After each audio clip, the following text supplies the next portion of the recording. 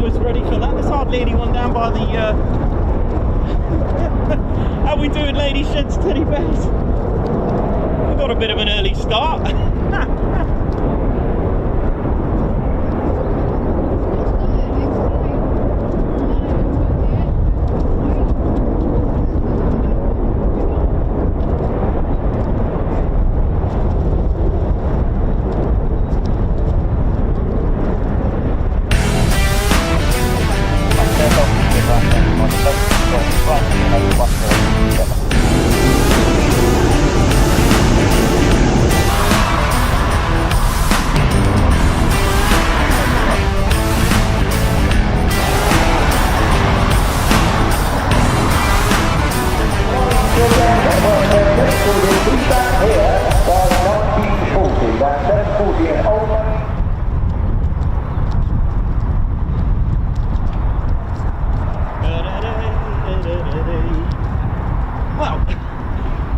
Gents and teddy bears, I do apologise. I don't think many of us was expecting that. Just heard the sounds and away we go.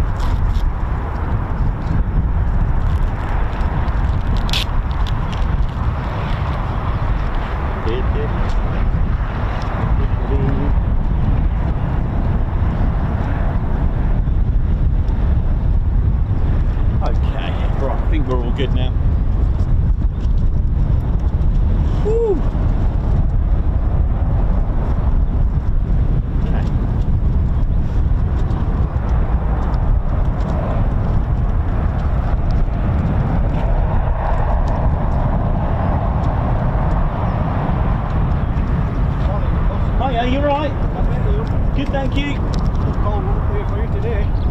Fine, it's all good. You alright, yeah?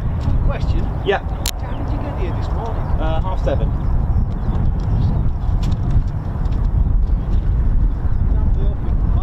Half 7.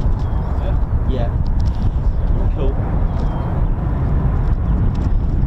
Morning, ladies, gents, and teddy bears. Sorry about that funny start with military.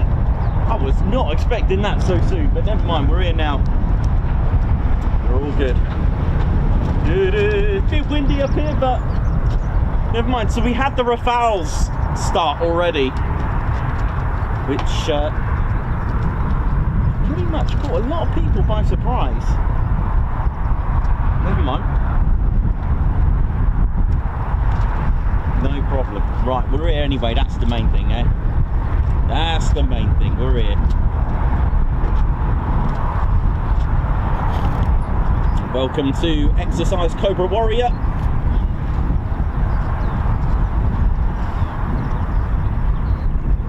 It is absolutely freezing.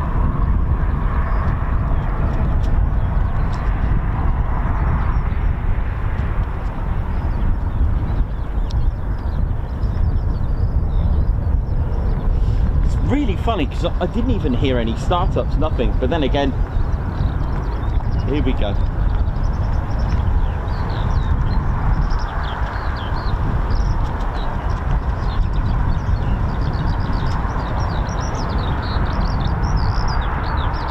The light should be quite nice over this side anyway.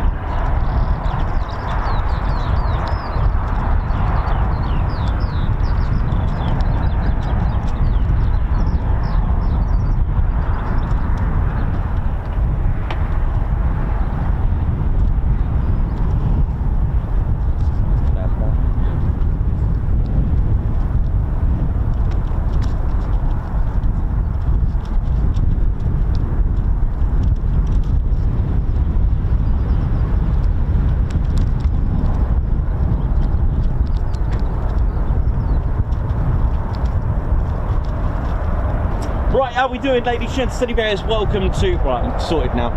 That really did catch me out, that one. And looking forward to departures from this side, to be honest, as they come towards us. They are using runway 02.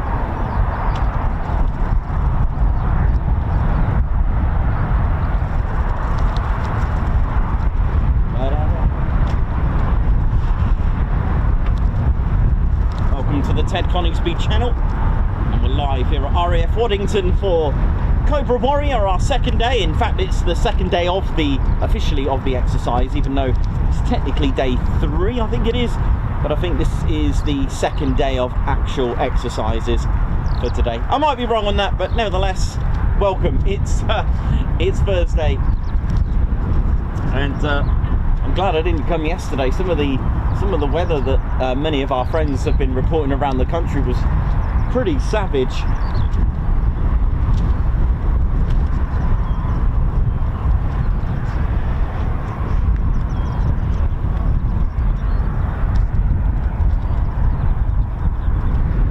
Very, very windy today. And welcome.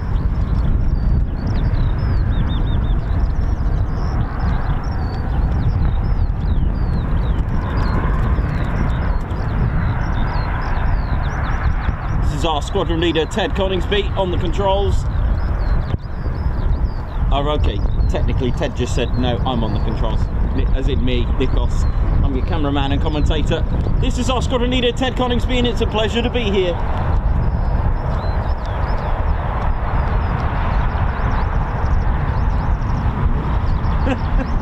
That was really, really interesting. That everyone was taken by surprise. Welcome to RAF Waddington in Lincolnshire. We are in Bomber County, and although the base is no longer a bomber station, it's now the eyes and ears of the skies of I-STAR. That's intelligence, surveillance, target acquisition and reconnaissance. Got a long history, RAF Waddington, and welcome to the show.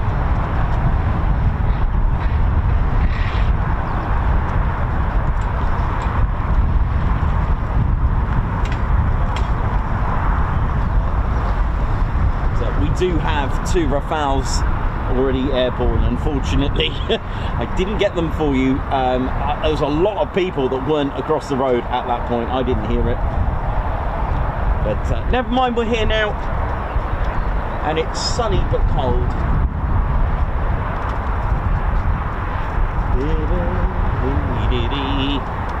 And it's home to the Red Arrow since 2022, but they are still away. I believe they're at Lossiemouth at the moment. We are expecting a C-27 by the look of things.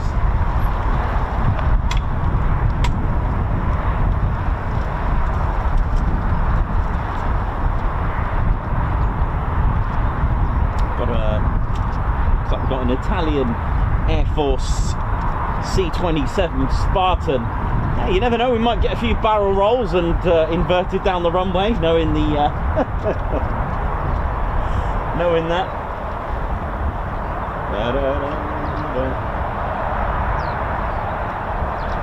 Welcome to the show.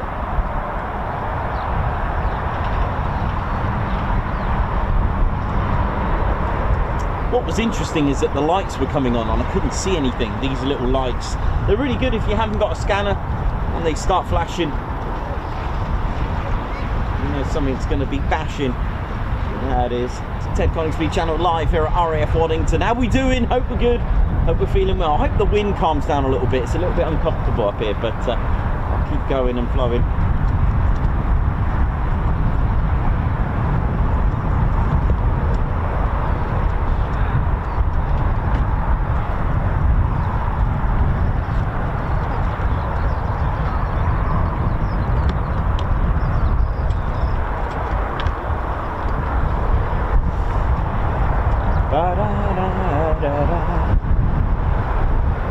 At least it made for a different intro, that, eh?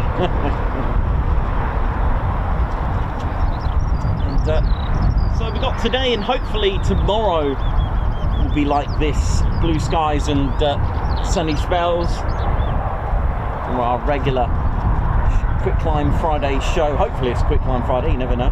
It's not always the case, but we're back at Lakey Ozzie tomorrow. They should be starting hopefully a bit earlier than they usually have. It's usually between 12 and 1, isn't it? But you never know, it is military.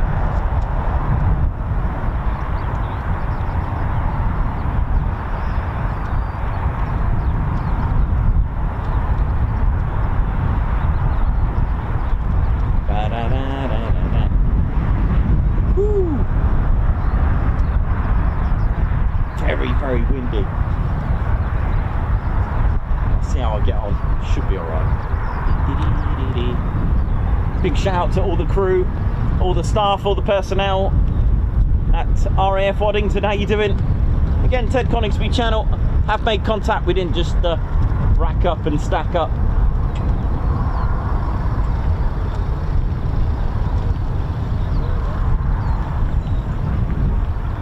It's a very, very busy car park. And a big shout out to all the personnel that run and manage the Waddington aircraft viewing enclosure. It's the Wave official Spartan's car park that we're in. Hiya, all right. Hope we're all good. Now,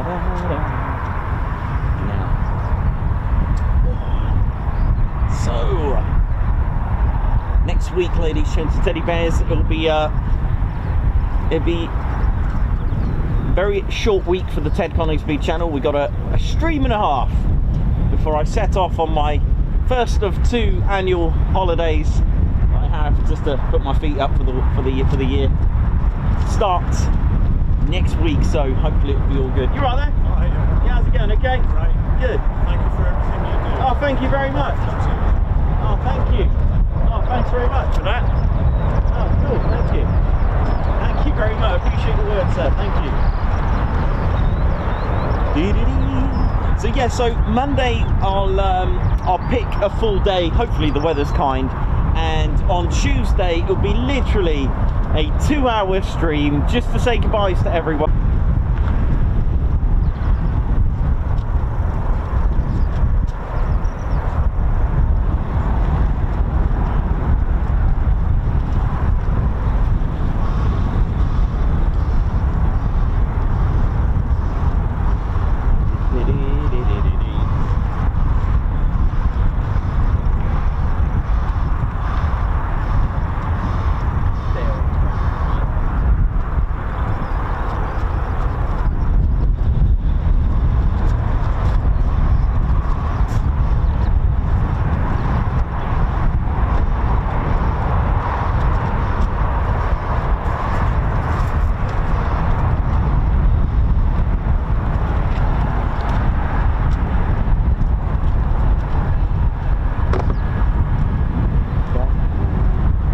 We are expecting a C-27 Spartan. Like I said, you never know, you might get a few barrel rolls and inverted down the wrong way.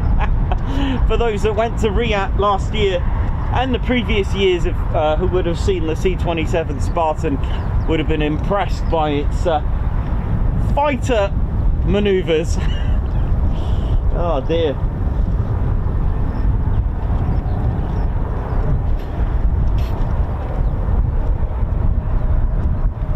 Sounds. There we go.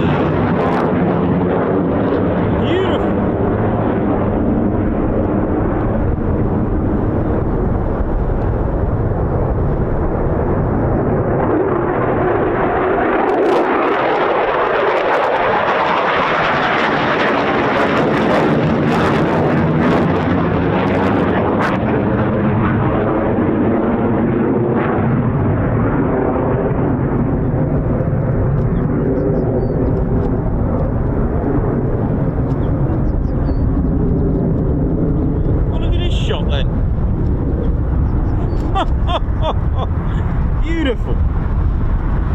Okay, so just the F-15s now.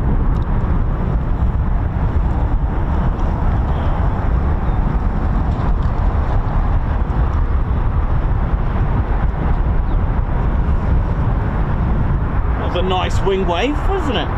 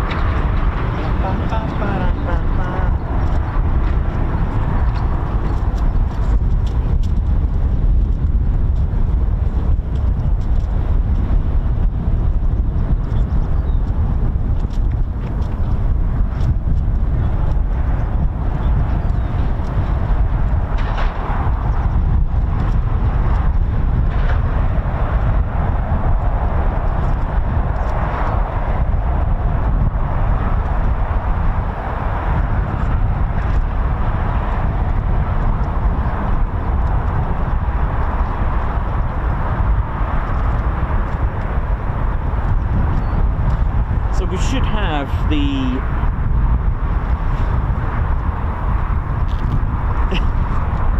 that was a good little photo bomb. It was indeed, Perry, it was.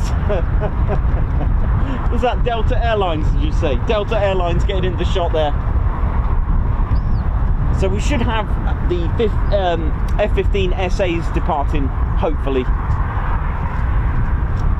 So taking part in the exercise of the Royal Saudi Air Force with their F-15SAs, the world's most advanced F-15. Also got the Turkish Air Force that we've just seen with their F-16s, and the French Armée de l'Air, Armée de l'Air, that's it. The French Air and Space Force with their Rafales, which have already gone out. You may have just seen a little bit of that, which took myself and a few others by surprise. Never mind.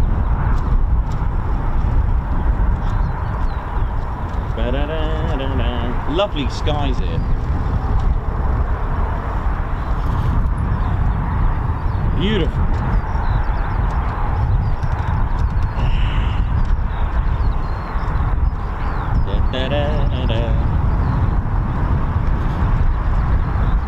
Don't really know what to expect from this side, you see. So, well, I say this side, we're in the same spot. They're just taking off from. I mean, the light is going to be great. So that should be good. So as soon as we see those, it's quite nice to have these warning lights of the aircraft movement. So as soon as they come on, we know something's either taking off or just doing a low approach or something.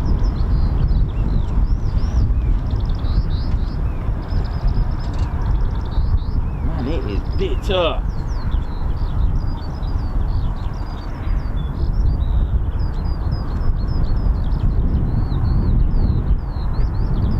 So you got the Shadow R1 that's based here.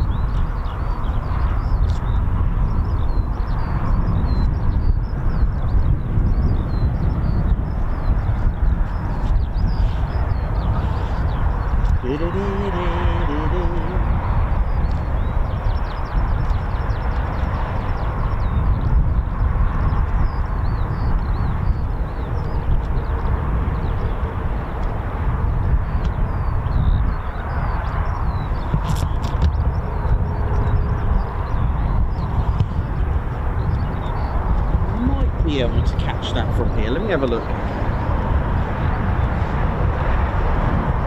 It's really, really harsh.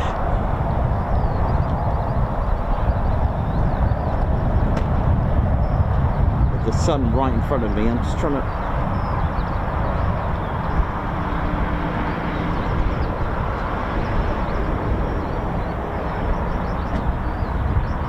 Let's see what we can get from this. Let's have a look.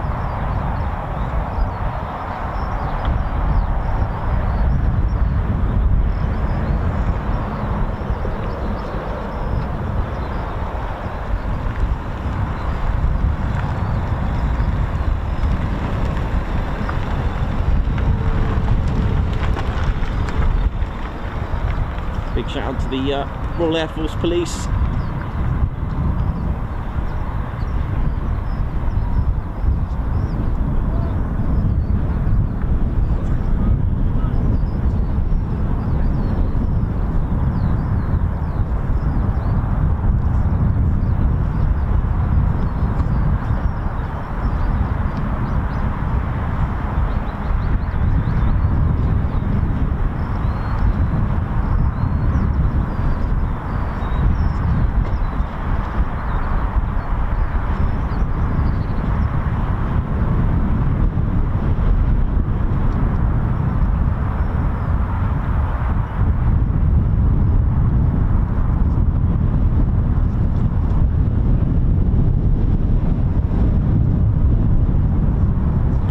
It wouldn't be Waddington without the lorries.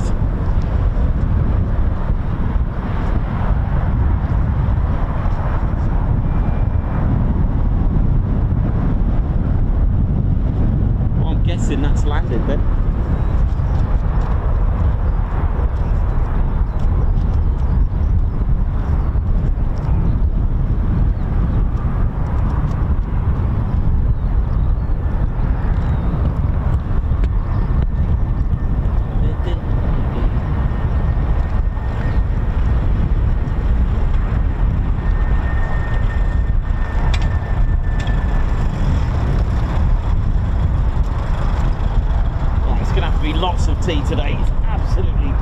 Lancaster.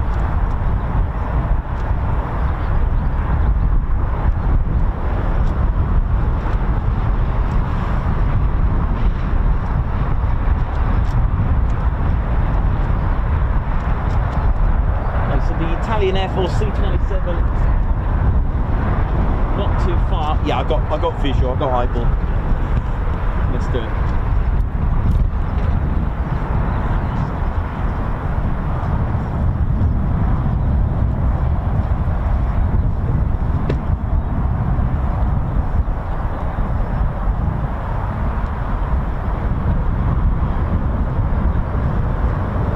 So many of you will remember this one from RAF,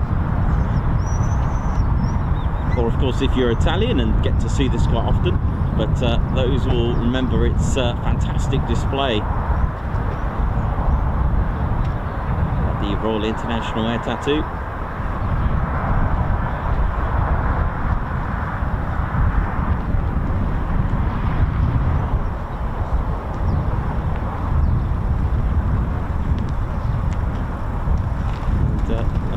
It's not inverted, which I'm quite used to seeing. I don't think I've ever seen it on normal operations before, not that I can remember anyway.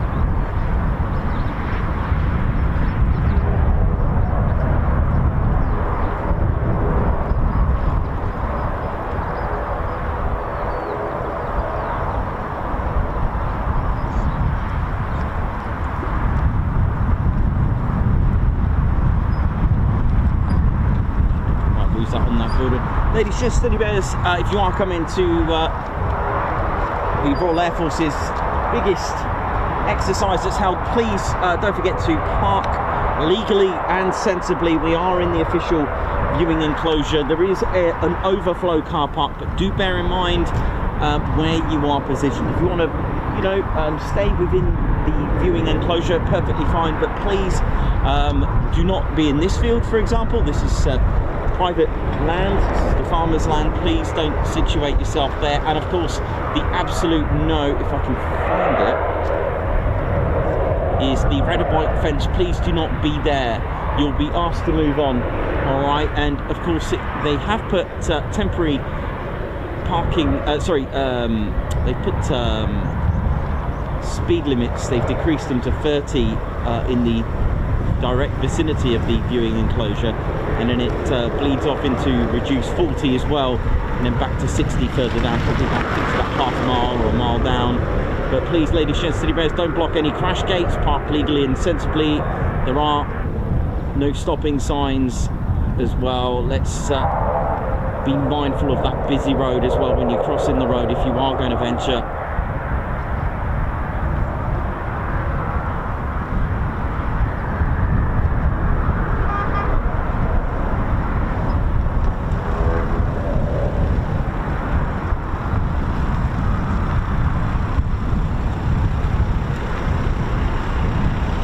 Again, if you've got your ladders, please don't rest your ladders on the fence of the base or anything like that, or even in here as well.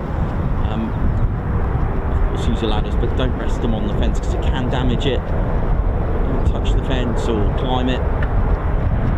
And of course, drones are not permitted as well.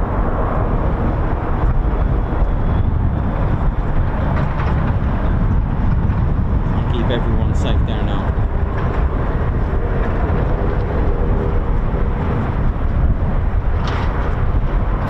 The Italian Air Force C-27 Spartan, which is like a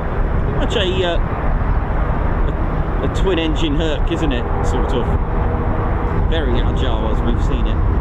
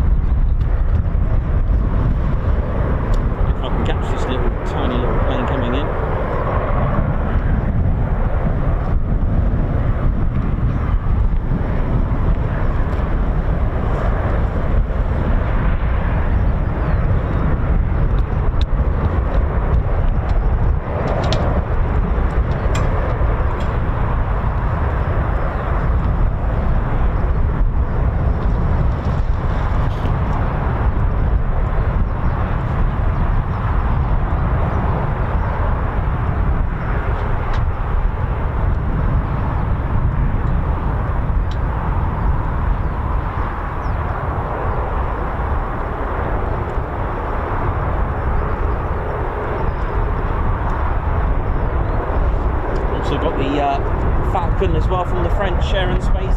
Sorry, from the French Navy actually coming in very shortly now as well. It's a bit like arrivals at the moment.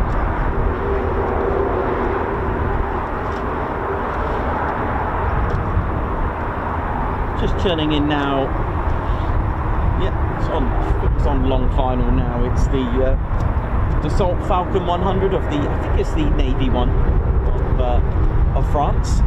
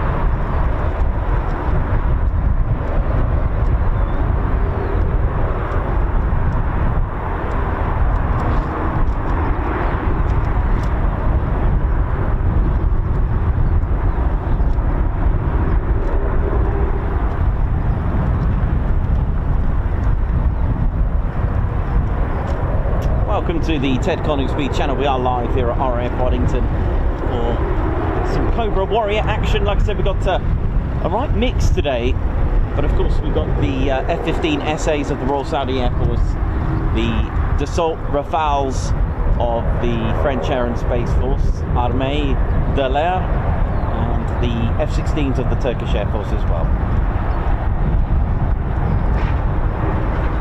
We have yet to see the F-15SAs depart, so that's something still to look forward to.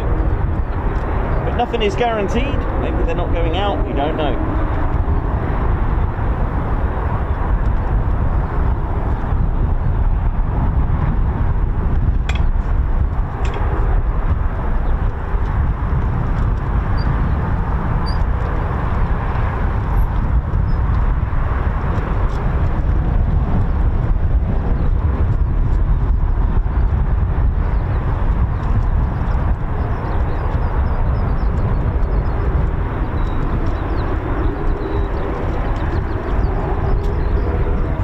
Be able to see the Falcon now.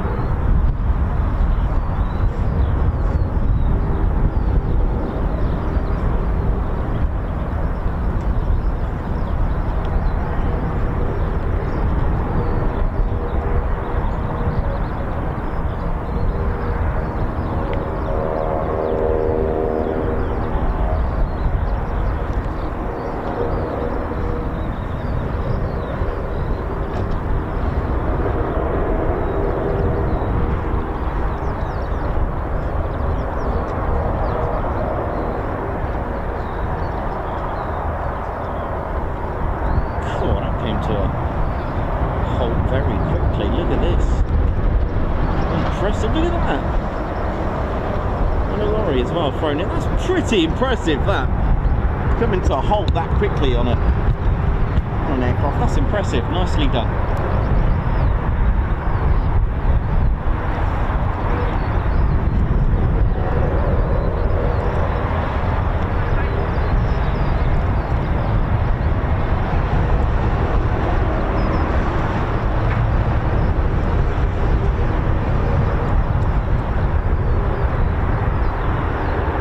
So that's the Beechcraft Shadow there that you can see.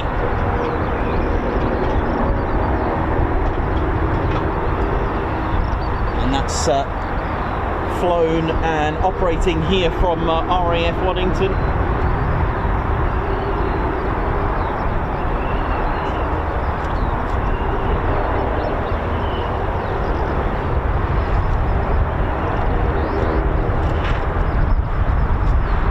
Be able to get a shot actually of the Dassault Falcon. Let's have a quick little quick nose at it quickly while we can.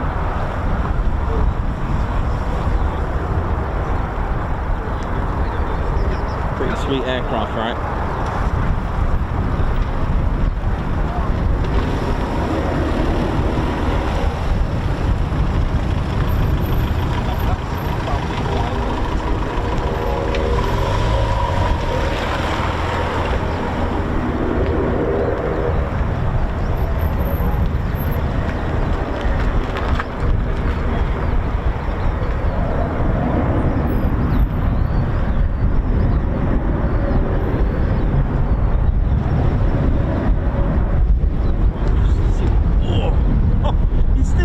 And choppy up here. Let's have a quick look at the see what's happening with this one.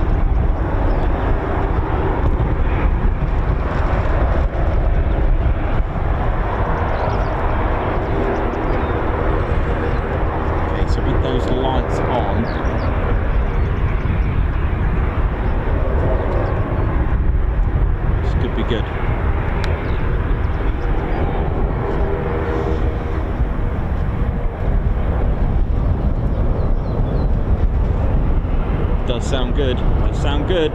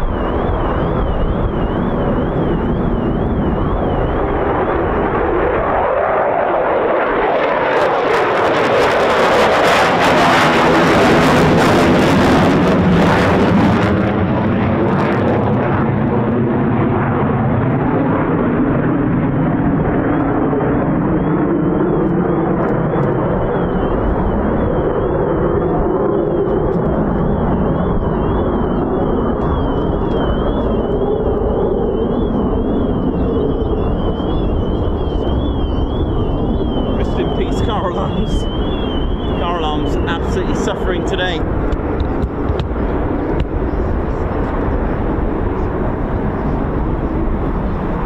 They're quite helpful, those lights, you know, when you're over here and you haven't got a scanner. It's very helpful.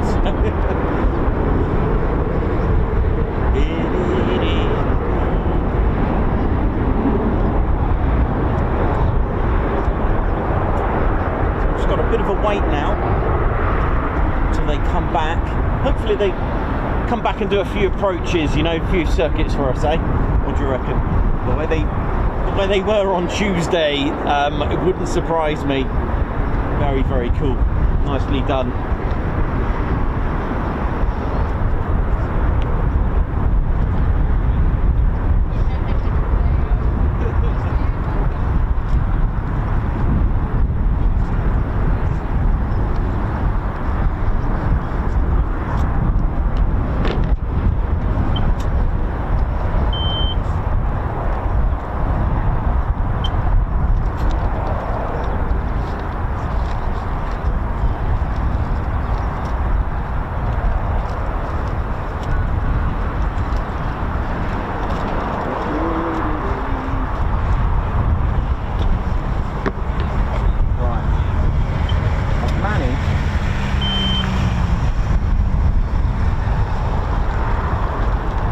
Doing, ladies, gents, teddy bears. My name's Nikos. I'm your cameraman, commentator, and teacher of educational aviation. And I managed to get this done for you all. Don't know if you can see that clearly. Let's have a look. Let me just tone that down just a little bit there now. Is that any better? Is that better? Can you see that? This is my generic jet engine. I wonder if I can turn this around a little bit so you can have a look, see what's going on here. It's there you go, just because we do get asked this quite a lot, how do jet engines work? This is a generic one, by the way, so it's not anything in particular. I managed to draw this up and add a little bit of colour to give you an idea how and what, you know, what, you know, if we look at the birds, we can hear them today, the way when they flap their wings, that's their power. When they move forward, that's their thrust, right? But how do you do that in a jet engine? Well, the thing is, this is pretty much what a jet engine generic looks like. You've got your compressor, which needs to compress the air in different stages. A lot of them have different stages, different compressor stages, how many blades they've got, etc. Then you've got the combustion area, the hot section where the air is mixed with the fuel, and then you've got the turbines, and then of course bang, and then, you know, out it goes. And then the thing is, with fighter aircraft that have the afterburner, there's an extra section on there. But if you take away the afterburner part of it, then you've pretty much got yourself a jet engine, like even on a commercial airline. So what's going on this bit? Why is it blue? Well, this is known as the cold section. So what happens? You got these little blades, these discs here. Now some turn and some don't. There's they're known as statuary. These little blades, these vanes, some are statuary, and they really mess up the airflow, right? When I say mess up, they really help swirl and compress that air. But I'm not going to go into too much of the dynamics. I am not going to go into too much of the physics side of it, all right? Because at the end of the day, that's not what the channel's about. I don't expect you to have a PhD in physics and, you know, in engines and stuff like that. This is just basic stuff in a way that I'm going to teach it to you, okay? So you all heard and may have thought, is that right, that saying? Yes, it is. When you hear the suck, squeeze, bang and blow, that is what's you know, accepted, and there's a reason for it. So the air that we breathe in right now, okay, it's not compressed, all right? If you compress air, a bit like blowing air into a balloon, it's going to get to a point where there's so much pressure and it will explode. And the thing is, we need a lot of air when it comes into jet engines. You need as much air as possible. But the thing is, how do you get lots of air? You can only get in so much air. So the only way to increase the mass is to compress it, is to actually multiply it by squeezing it, that air, creating the pressure. And the bigger, the more pressure, it increases its mass, its volume, so to speak. All right. So the way to do that is the air goes in your intakes all the way back here, for example. Right. Let me just Let me just move this a little bit to get a better view on it. Hang on, give me 1 second.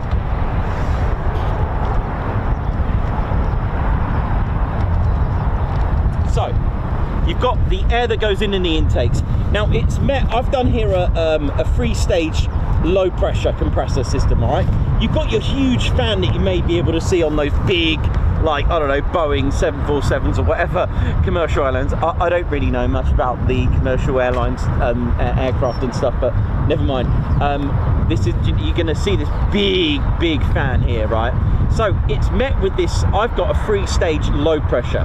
Now you'll notice it gets smaller and smaller and smaller. It gets narrower through your engine. The reason for this is because you're now going to get that air scooped into this bit, which is now the high pressure compression stage. I don't know how many blades I've got here, how many sections I've got. 1, 2, 3, I don't know, 10. Sounds like an F100 229 Pratt & Whitney there, right? But the reason for that is that you're really squeezing it. Let's, off the top of my head, I think you've got the Typhoon's EJ200 engines are 26 times.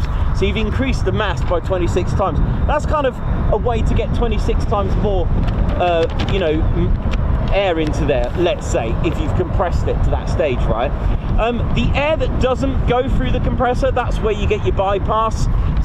So when the percentage is quite low, like the Typhoon is 0.4, that's what's classed as a low bypass. So that's pretty much on your fighter aircraft. They usually have low bypass. So you've got your air then, there's your air getting compressed and compressed and compressed and squeezed. And then it goes into the hot section now, the combustion area. Now here, you've got your spray nozzles. They're your injectors, right? Now, you've got your compressed air about to get mixed up with fuel. Now, it's very clever. They're spaced out little, almost like little sprinklers, little nozzles. And they're evenly spaced out to create the, basically sending those fuel atoms in a more even way to mix up nicely. So you've got your compressed air, it's now mixed, and then you've got like a spark, and it makes the bang. All right, now this kinetic energy spins the turbines. You've got a high pressure and a low pressure, and they actually, that kinetic energy that's used actually spins all the compressors as well. So it's actually they power each other. So as this combusts and turns uses the kinetic energy, it turns the whole shaft. So the high pressure turbine starts turning the high pressure compressor, and the low pressure turbine starts turning the low pressure compressor. So it's quite clever that way. But anyway, that bang, by the way, ladies, gents, teddy bears, that is your thrust, right? If we didn't have the afterburner, this would just be a generic jet engine. However, now let's take the Typhoon EJ200, the Rolls-Royce EJ200 engine, right? Hope you're with me. So you got your air, it's compressed, we've sheeted, we've squeezed it and compressed it to give a better impact when it's mixed in with that fuel, and then bang, it starts turning the turbines, etc., and it makes the aircraft move forward. Now, the Typhoons, for example, the EJ200 engine, without the reheats or afterburner, same word, just used in different countries, the thrust is about 15,500 pounds of thrust without afterburner. Now the problem is, we've got to go back to the compressed air here, right? That compressed air is a lot more economical. It's compressed, it's squeezed. The problem with afterburner is now you're using fuel without your economically mixed in air. So this is why it's only using the air generated here. So when you ignite that, you're actually using a lot more fuel. Your mixture's different now. You haven't got that nice compressed air mixture. You're now using pretty much lean air. Anyway, look, that gives 30% more power to your Typhoon, which is now makes it up to 20,000 pounds of thrust each.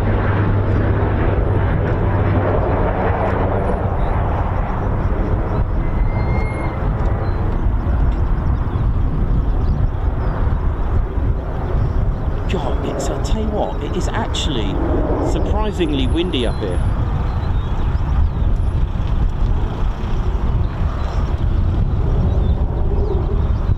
Let me get into a better position. I was not expecting it to be this windy today. I'm really sorry about that.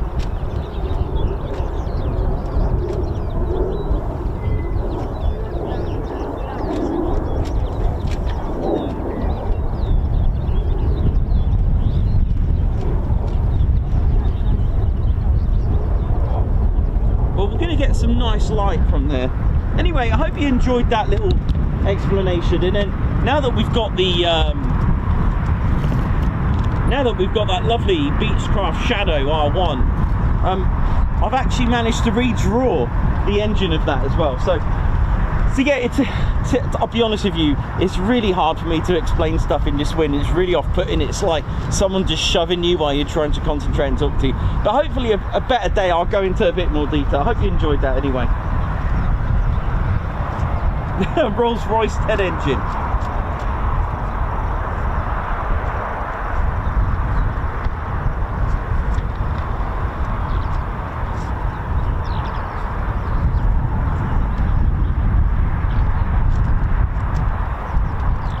So, you know, if we go back in history, the first jet engine was in 1939 in the Heinkel HE-178 aircraft. That was the first sort of operational, you know, I don't know if it was operational, but of course we've got to give credit to Sir Frank Whittle as well for getting it patented as well, the design in 1930. But the first designed by Hans von Ohain in Germany and used in the Heinkel HE-178.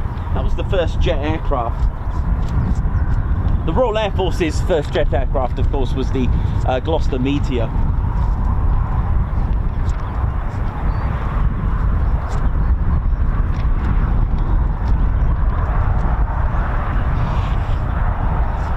I do have a PT6 engine as well to show you, but I'll show you that in a moment.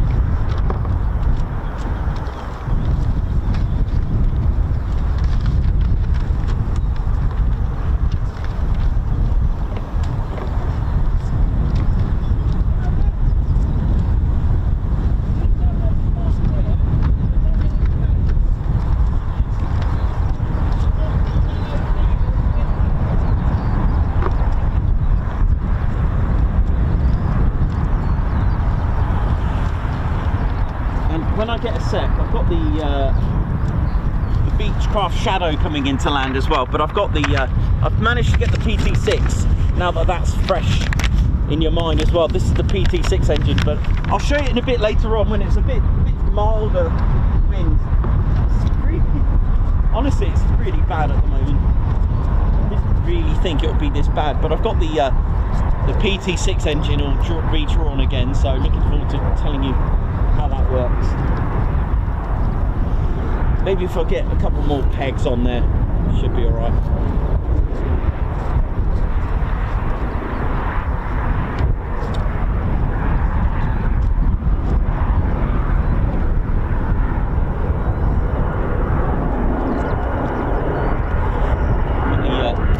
The Beechcraft Shadow here again, here we go.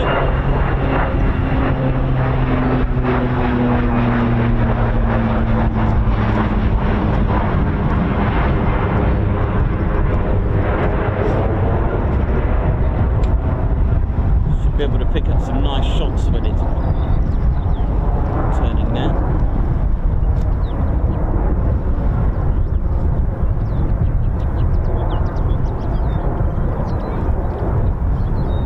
This has got a very clever engine. I get excited about this one.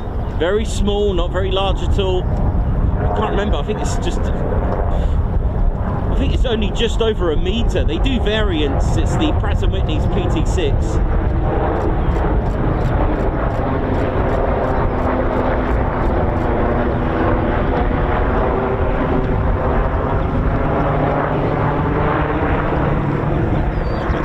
Helimed station nearby, well, right next to us actually.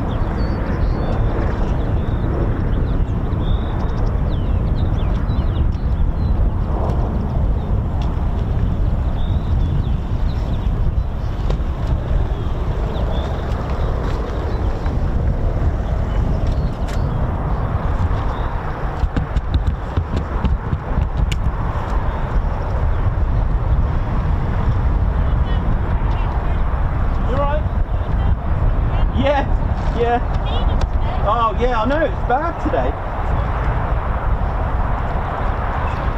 So yeah, I'm just going to make this a quick one with the PT6. This is on the Beechcraft Shadow that we've just seen. Very, very different engine, because the front of the engine's actually at the back. Now it's got this nice intake. Always reminds me of the P47. Oh, it's really nasty up here. But just a quick one, the shaft that we've seen on my generic engine, it's all connected, but here look, it's a free turbine engine, it's not connected. This spins in one direction and this section over here spins in the other. Now I'm just going to quickly just go through it. Now you'll notice these are the big bore exhausts. This is looking, let's say, from above downwards, so this would be the side like that, right? We've cut it open, but we're looking at it from the top to bottom, so that's those big bore exhausts. Now the front of the engine's at the back. It's really, really clever. So it's a reverse flow, this is called, and it's the Pratt & Whitney PT6 turboprop engine. There's no bypass, and it's actually the exhaust gases that actually make the propulsion turn, and I'll explain. So you've got the air in that massive intake that goes into the back, so again scoops into here. Now it's got your low pressure axial compressor. There are 3 or 4 stages, okay, depending on the variant and the size of your engine. And the air, let's say it starts here at 1 bar, actually gets to here and compressed to 10 bar at the centrifugal compressor here. Now centrifugal compressor pushes the air 180 degrees up and down, and then what happens, that cold that was once, the cold air that was once in getting compressed is now about to get to 300 degrees, because it now turns back on itself, that air, and because of its compressed air as it goes in. But when it goes to here, so you got your cold air, sorry, it's so windy, I'm really struggling here, sorry. So you got the cold air that goes in, like we said, centrifugal, and it goes into the here we go, look. Hey! And then you've got your combustion here, so it's now combusting here, and as it goes round to here, all right, this is met by a single stage axial free turbine. It's a high pressure compressor turbine, and it's mounted on the same shaft as the compressor stages at the moment. Now it's these hot gases that's actually pushing this part here, which is the free power turbine. Now this turbine is now spinning at 35,000 RPM, but look, it's not even connected. Now this helps turn, this is the propulsion, this spins it round, but the thing is 35,000 RPM is too fast for any propeller. So what you've got a 2-stage planetary reduction gearbox, and it reduces 35,000 RPM to 1700 RPM to 2200 RPM. There you go, that's just a quick rundown. I really wanted to show you that because I think it was really cool, and now all we can do now is just admire the Beechcraft Shadow aircraft that's going to come around. It's pretty cool, right? So the reason why it's not connected, and many pilots that actually fly this aircraft will tell you, it's in a lot of aircraft such as the Texan at RAF Valley as well. It's quite a common engine that's applied to various aircraft. It's very torquey, a bit like the A400 having its propellers actually contra turn with each other. It's the same scenario. So what it does, it actually spins in different directions, the back end or the front end, shall we say, because it's so torquey, and it still is. But that's the reasons why one section spins one way and the other way. Because if the whole thing was connected as one whole shaft, it would probably just flip over. Anyway, I've been so excited to show you that. I finally drew them yesterday.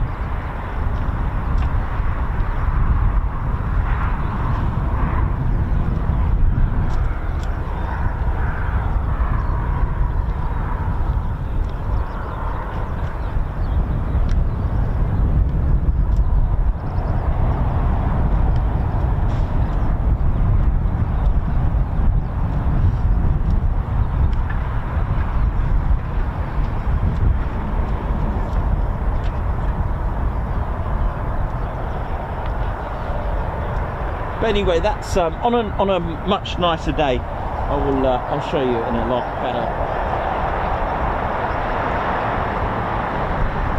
better environment. It's really, really hard just trying to stand and show you that.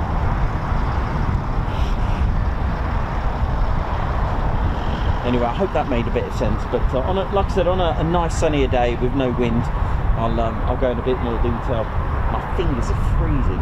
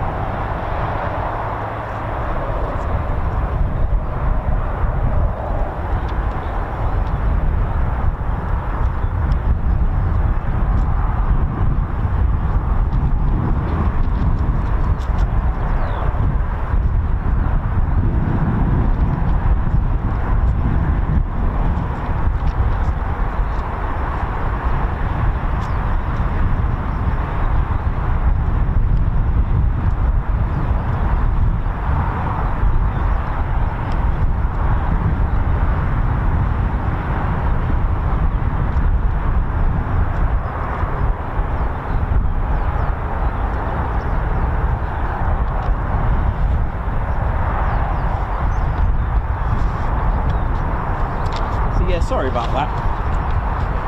Hope that made sense on that. Like I said, I managed to get it redrawn. Yeah, it's so windy, it's awful, isn't it? But yeah, just a quick one again. Like I said, the air scooped in from that nice intake, goes in here, and you've got the cold section compressed to about 10 bars 10 times. So basically it's a 10-to-1 compression, and as it comes back round, you've got about, I think it's about 14 spray nozzles here. So it's now the hot section, and it's that kinetic energy, those gases that start turning this. Amazing, isn't it? To even think that's something amazing. I love that fact. Again, just think of like a hairdryer blowing on one of those little handheld windmills, you know, the little ones you can have in the garden or when you went on holiday. It's a bit like that. Anyway, here we go. Here is the Beechcraft Shadow R1.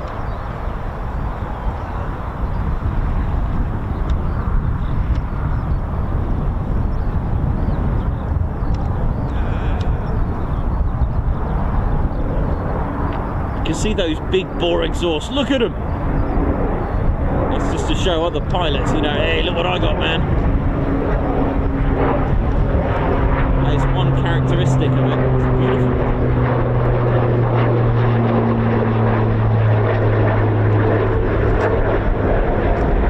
It's got a doesn't have any spark plugs either. It's got like you'll hear this if you're fortunate enough to hear one of these engines start up. It does this classic tick tick tick noise when it starts up. It's like a continuous. Oh, sorry, just hanging on it. I might have to get that my diagrams off the van. It is really bad today. I didn't realise it would be this bad today, you know.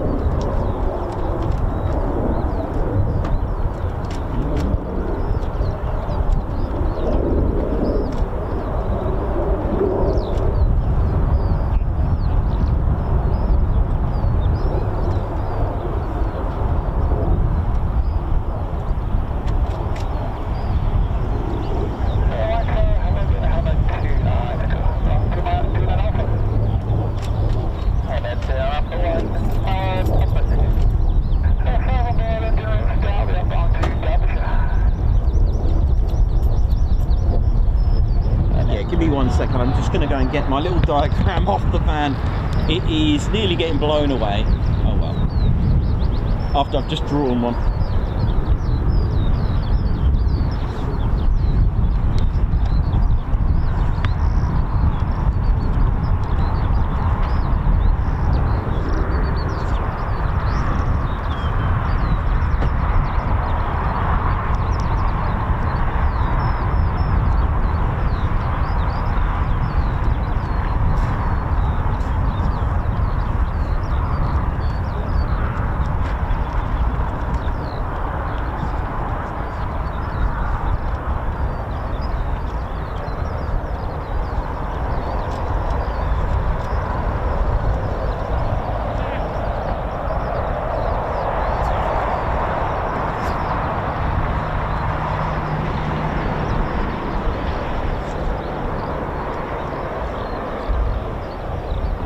Hope you enjoyed that.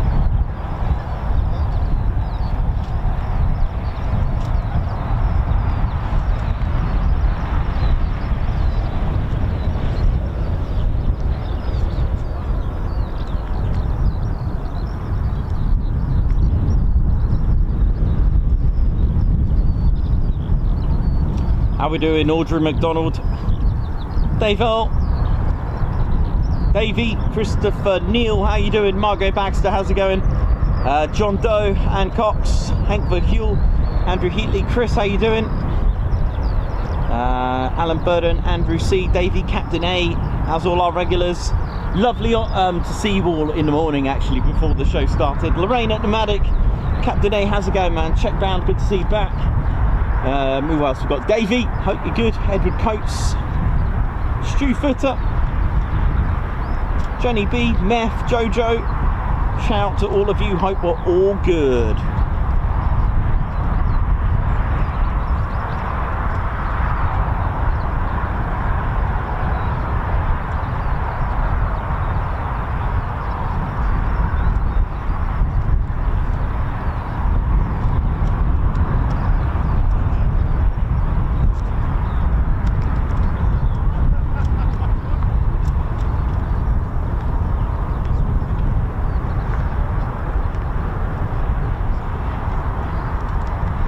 Babzar, how you doing? Hope you're well as well.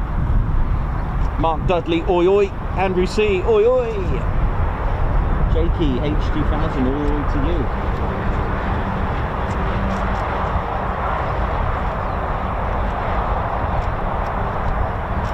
So we've got 8 of the usual aircraft up doing their exercise for Cobra Warrior. It's the Royal Air Force's biannual and largest exercise that they've organised, so big shout out to them. Here comes our Beechcraft Shadow. Bit difficult when they're not using the runway 20, but here we go.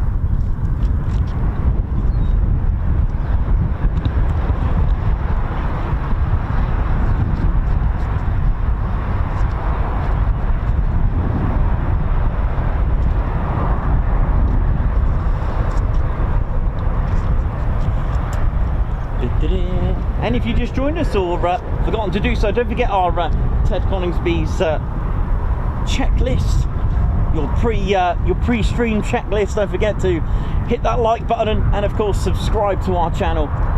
And if you are subscribed or just subscribed, don't forget to marry that up with the notification bell button. And of course do visit our website as well, tedconingsby.co.uk, and make sure you treat yourself, right? Retail therapy is good therapy. That's right. Treat yourself to our online store where you can get yourself official Ted Coningsby merchandise. Get your orders in before we're away. We are away next week from Tuesday next week for the rest of the week. So don't forget there will be a delay while we are away as well. So bear that in mind. But feel free to get it in the bag, get it all ordered in. But we'll be processing them the week after next. But if you get your orders in this week,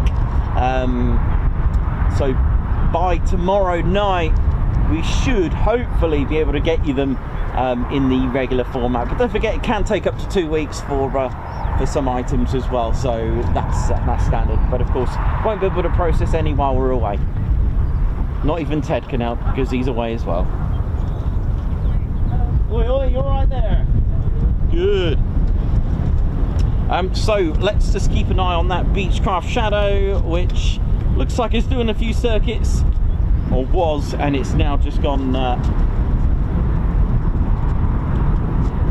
away from the pattern, so no worries, so we'll catch that in a moment. A little bit difficult when they're using 02 in your wings. Can't hear anything from here. They're not exactly fighter jets, but when you do hear it, your best friend, if you haven't got a radio or anything like that, are these lights. That's what I've been using. And of course, use your flight radar if you want to, or ADS-B. Oh, it's cold. I might have to go and get a cat tea.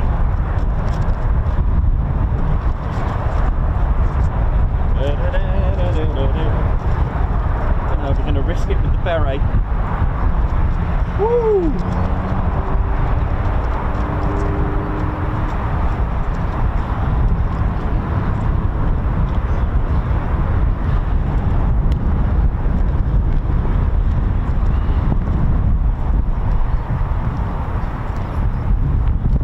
Ted, you're right there, mate. It's absolutely windy. Are you right there, buddy? Yeah, not too bad. You want to come up and say hello? I'll be down in a sec. You're going to go get that patch? Yeah. Go on. Go and get yourself a patch. Hey. Okay, Andrew and Paula ADL, Guards March, and a high five. Welcome to the TCS Posh Officers Club. Thank you very much. And John Clark, high five. Thank you for joining the Ted Coningsby Squadron. A Guards March to you. There are official Cobra Warrior patches actually. I'm not sure if the Crazy Duck Lady's back today, but she has been running it. We also got Margot as well, thank you very much, who's put military aviation is like a box of chocolates. You never know what you're going to get next. Well said, thank you for the super chat. Margot as well, thank you for the super chat as well. The difference between a hero and a coward is one that steps sideways. Quote from Gene Hackman. Rest in peace, sir. And from us as well, rest in peace. Donna and the Cake of Capt member for 17 months. Good morning, everyone. Oi, oi. And a good morning to you. Shane Smith, congratulations, 7 months membership as well. Oi, oi, morning all. Margot, thank you for the super chat. Who's put, please hit the like button. Guards March. And Margot, thank you very much for another super chat. And she's put, for Ted's trip to Dartmoor, Ted, treat Claire to 4-day supply of jack and potatoes, please. Don't you worry, I've actually looked and booked places where they have jack and potatoes, believe it or not. Wee Stevie Boy, 2 bacon and egg rolls for breakfast. Thank you very much for the super chat. Guards March. Nick Knox, good to see you on here for more potatoes. What is this super potato fund? I love it. Donna and the Cake of Cat, thank you for the super sticker. Guards March. Babs Art, high five. Thank you very much for gifting a Ted Coningsby membership. Angela Duncan, don't forget the chocolate bars for Ted, for your holes, Ted. Thank you very much, Angela Duncan. Guards March. Geraint Williams, oi oi, and a hello from Conway. Hello there, oi oi to the crew there. Thank you very much. Black Hawk NZ, thank you very much, and a Guards March to you. Thank you very much for the super. Doug Ross gifting a Ted Coningsby membership. High five. Guards March. Sharon Chapman, high five. Thank you for gifting a Ted Coningsby membership. Guards March. Anne Cox, thank you very much for the super chat. Babs R, thank you very much. High five. Guards March, thank you for gifting a Ted Coningsby membership. Oh my goodness me, it's cold, isn't it, Ted? David Harrison, member for 7 months. Nikos and Spanner crew, thank you for just being here. Thank you very much for that lovely, kind words. And sorry about the engine descriptions being a bit rough there. It's honestly, you can see Ted's flag, but he's a bit struggling there. Daniel Silwell, welcome. High five. Welcome to the Ted Coningsby Squadron. That's Daniel Silwell. And Margot, thank you very much. High five. Thank you for gifting the Ted Coningsby membership. Right, Ted and I are just about to get warmed up. We're going to go and get a quick cup of tea. Be right back.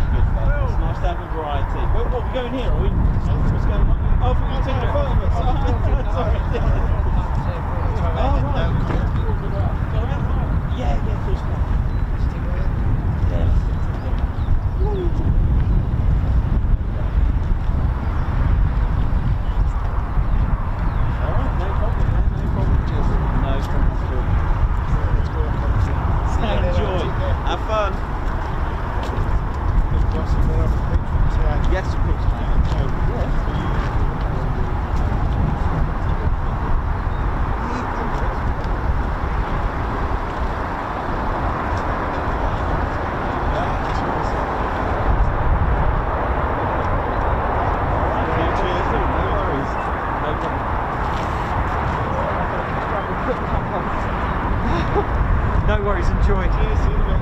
That's a lovely, what is it, a Kestrel? Beaut, isn't it?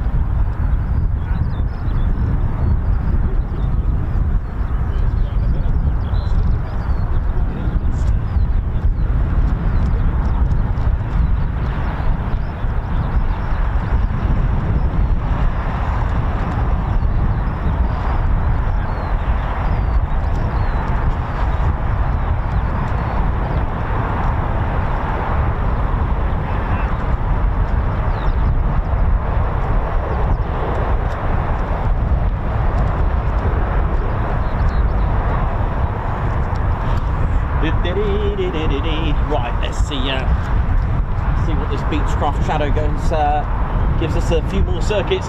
Now then, did you all check out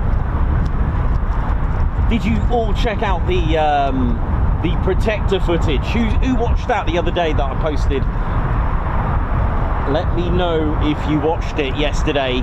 Uploaded the Protector footage that took off here in the morning and did a few circuits. Don't know if you watched it. Let us know what you thought of that.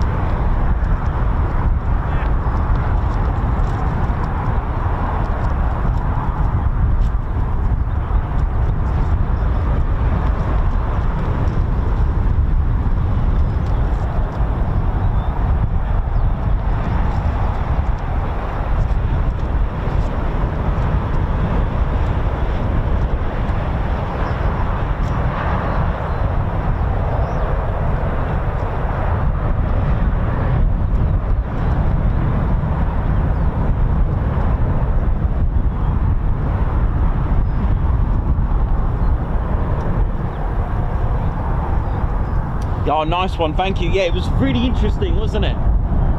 Really, really interesting.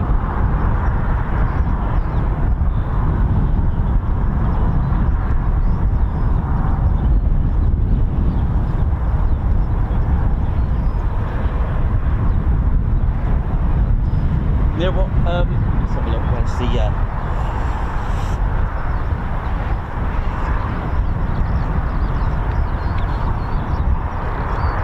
have a look at your comments. Nexonator watched it, brilliant bit of kit, thank you. Brilliant bit of kit that. Margot's, but yeah, good stuff, thank you. It was pretty good, wasn't it, Davey? Stu Footer. And don't forget, every Wednesday, guess the aircraft as well that we do. It's pretty cool. And do you know, if I've got it here, I'm going to show you. You could call it, it's not quite remotely operated, but feast your eyes on this. I managed to get this for you. You know I love my models and that. Look at this I've got here. I've just realised I forgot to put the little decals on it, but because it did have some. Look at this then. Look at this for. I'd say I'd call it the world's first drone in some ways. Look at this. Look at that, a V1. Look at this, using the gyro as well to assist it, the gyro compass, V1. Look at that.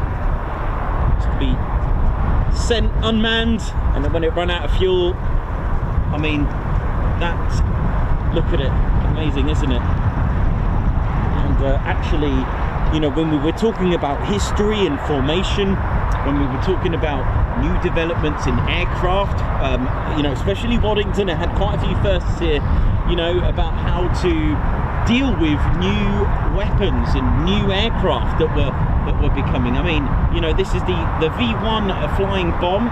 It was the Firecella FI-103 buzz bomb or doodlebug that the Allies nicknamed this, and it would literally be unmanned, had enough fuel to get to its target, drop and fuel and fall. So very, very you know, interesting.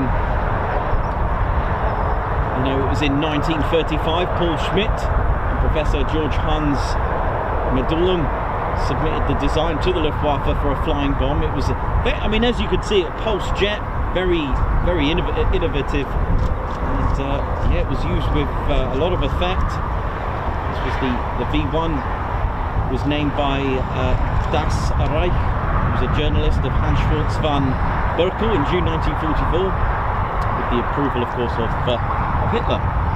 So it was, you know, very effective. The first complete V1 airframe delivered on the 30th of August 1942, and after the first complete AS-109-014 delivered in September. The first glide test flight was on the 28th of October 1942 at Peenemünde under the Focke-Wulf FW200. First powered trial 10th of December of that year, and launched from beneath a HE-111 as well. It was, you could call it the first cruise missile, I guess, but again, the Allies must have thought, oh, what have we got on our hands? Because there wasn't many aircraft that could actually, you know, keep up with it. I think I've got a Spitfire to size, actually, of this. Let me have a look. if I've got it, because of course there weren't many aircraft that can take this down only because of the speed. It was about 400, I think it was about 400 miles. Had an operational range of 160 miles, 400 miles per hour. Could fly between 600 and 900 meters, or 2,000 and 3,000 feet. So of course I think I might have this bit. I'm not sure if it is to scale, is it? So because of the gyroscope, they had to modify, I think it was the Mark, I can't remember which Mark, but one of the pilots worked out, and of course the Mosquito and the Tempest, I think it was the Tempest, the Hawker Tempest, that actually took down the most. And the plan was to, because of the gyroscope, one of the pilots tried to topple it over, and he noticed it started to rock, and I think one of the pilots actually rocked it, and away it went. So that was one tactic that you could get round the V1, to try to, like I said, because of the gyroscope that was cleverly put, I think it was about, I can't remember about it was either here or here, and the pilot just rattled it, and obviously it started to lose control. So obviously it's set, it's not piloted, it's set to go with the gyro, and well, once it got rocked and lost control, and well, aerodynamics and gravity will soon get the better of it.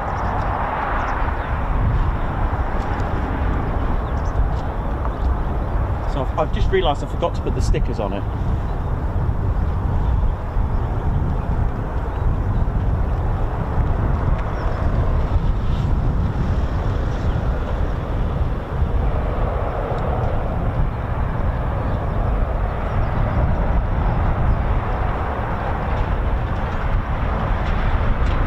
Yeah, it would cause a lot of devastation. The V1, of course, as it ran out of fuel, it would just stop and fall out the sky, and there's only one way it's going to go. It caused a lot of devastation. I think the Allies shot down about 400, I think, in total. I think about that. They did have the machine guns or the cannon fire on certain aircraft to have a better range, because of course once it exploded, obviously it's you know what it is, it's technically a cruise missile, but obviously the pilots had to be wary of it exploding as well. They weren't sure of what it could do.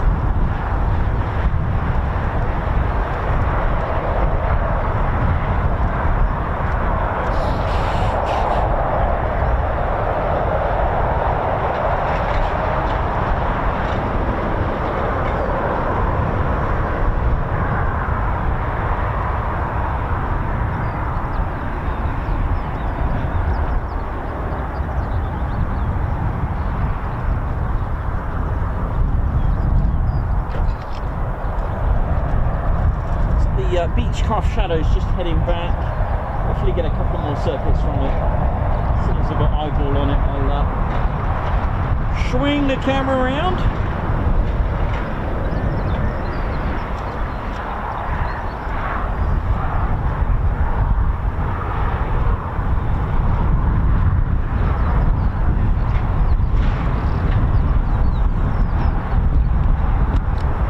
Let's see what we're going to get.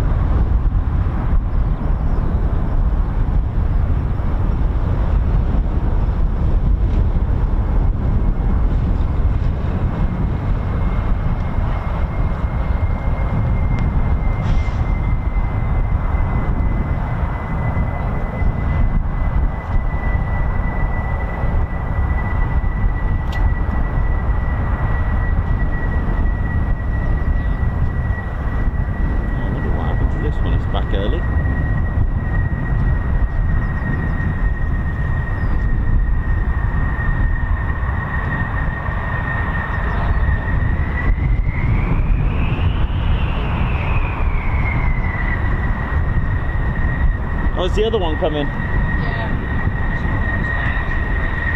Oh, nice. Okay, that's cool. I'll get ready for that one.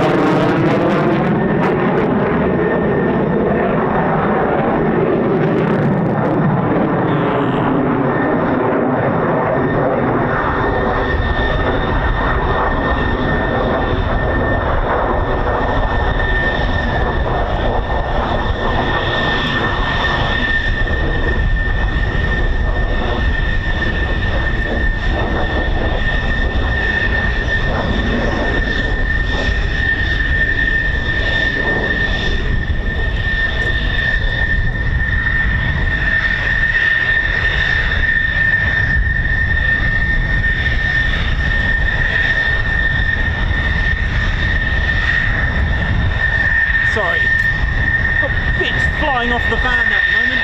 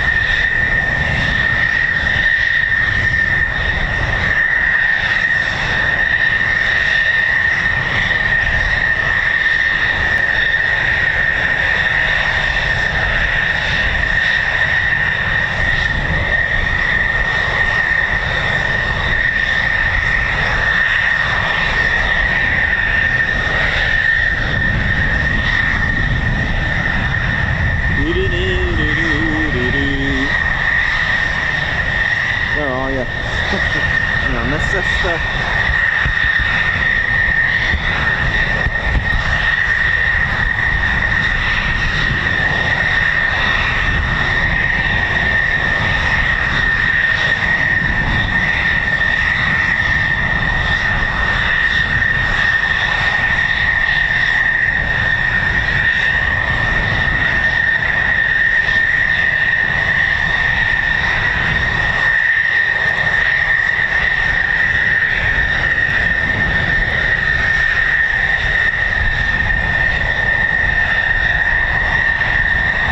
The other one's just come back to land already.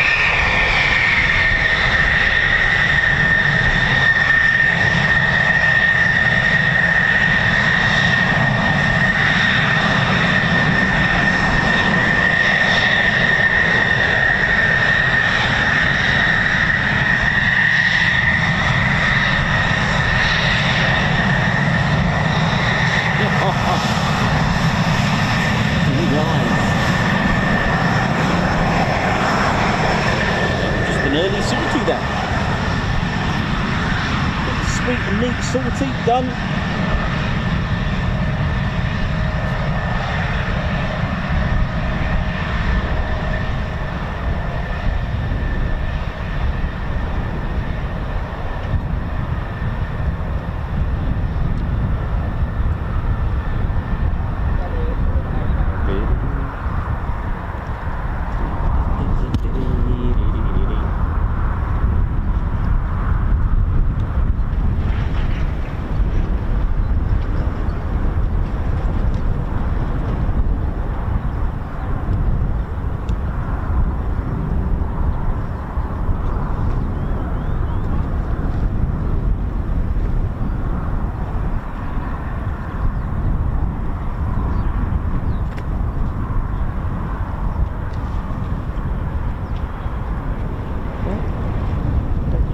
Too long then for the others, if that's the trend.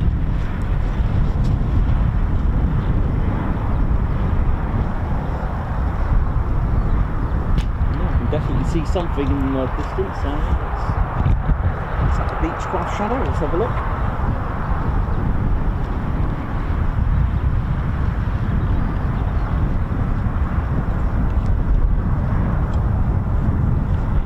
Yes, it is.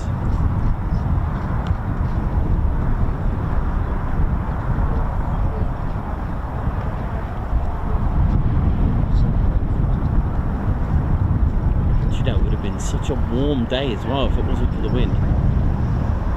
Almost t-shirt weather, definitely.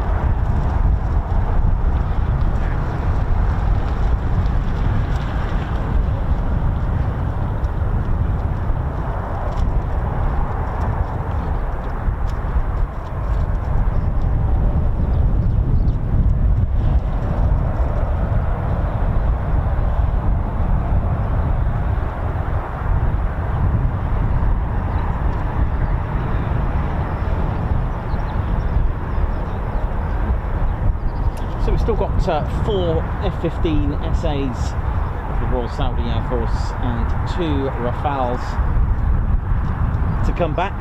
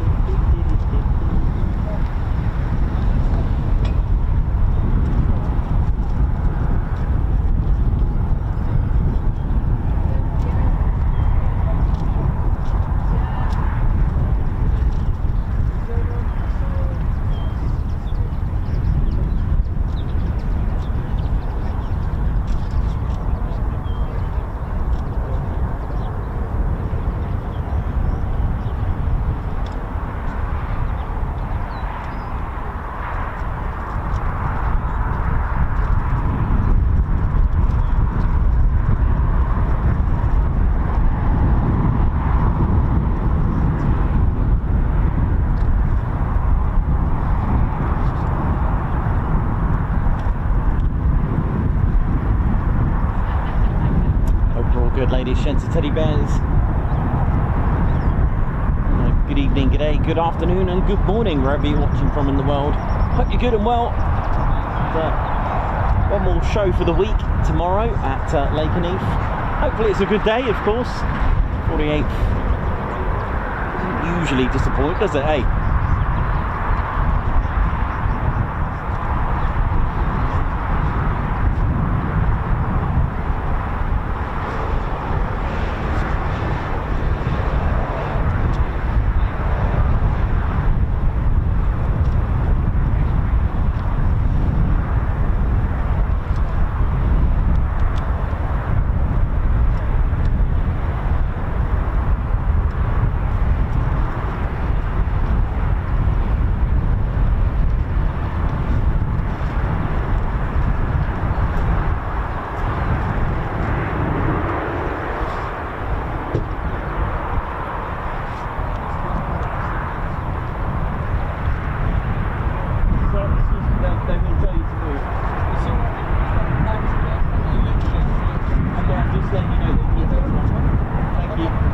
No worries.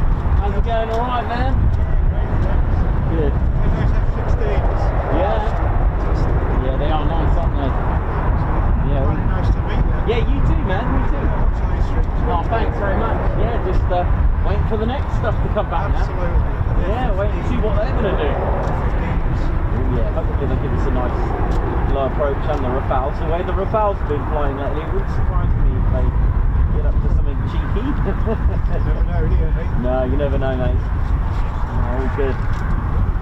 Yeah. Well, it can't be too long for them, I guess, if they've come back already. Probably so many F-16s just come out. Yeah. Thank you. Good to see you, mate. Good to meet you. Take care. Right, how are we doing, ladies, gents, teddy bears? I hope we're all good.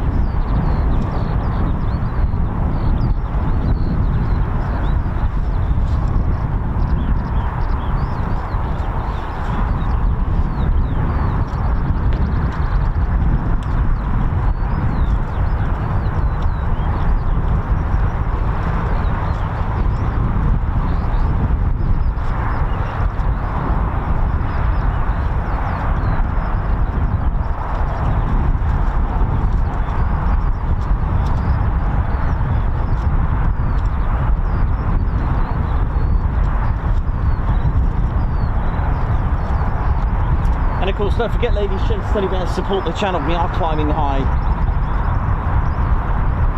Subscribe to your one and only Ted Coningsby channel.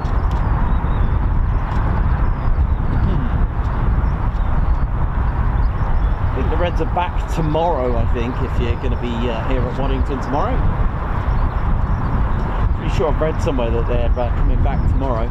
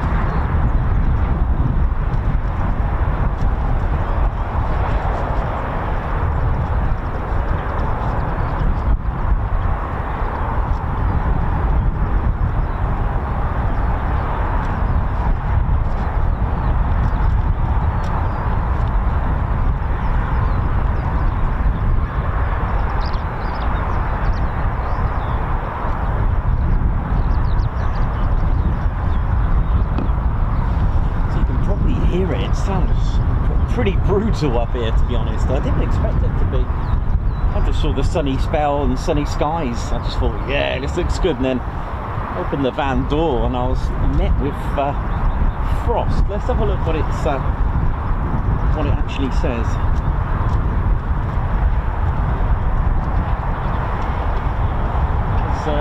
I've been noticing a lot of the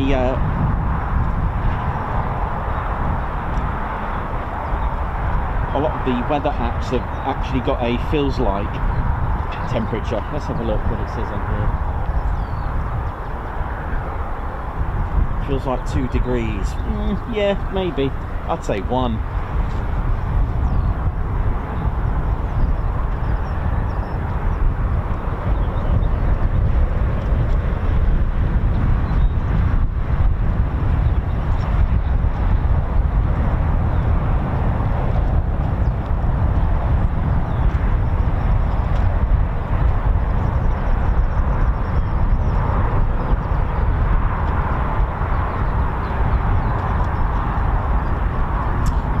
Yeah, so big thank you to everyone that's tuned in today. Real good numbers today. Thank you all so much.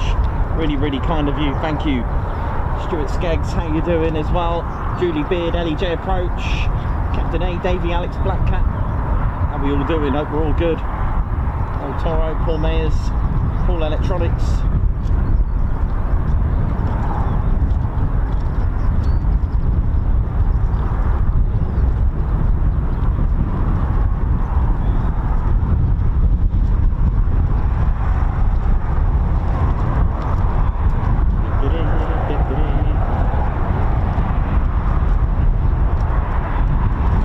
Probably hear that battering on the mic there.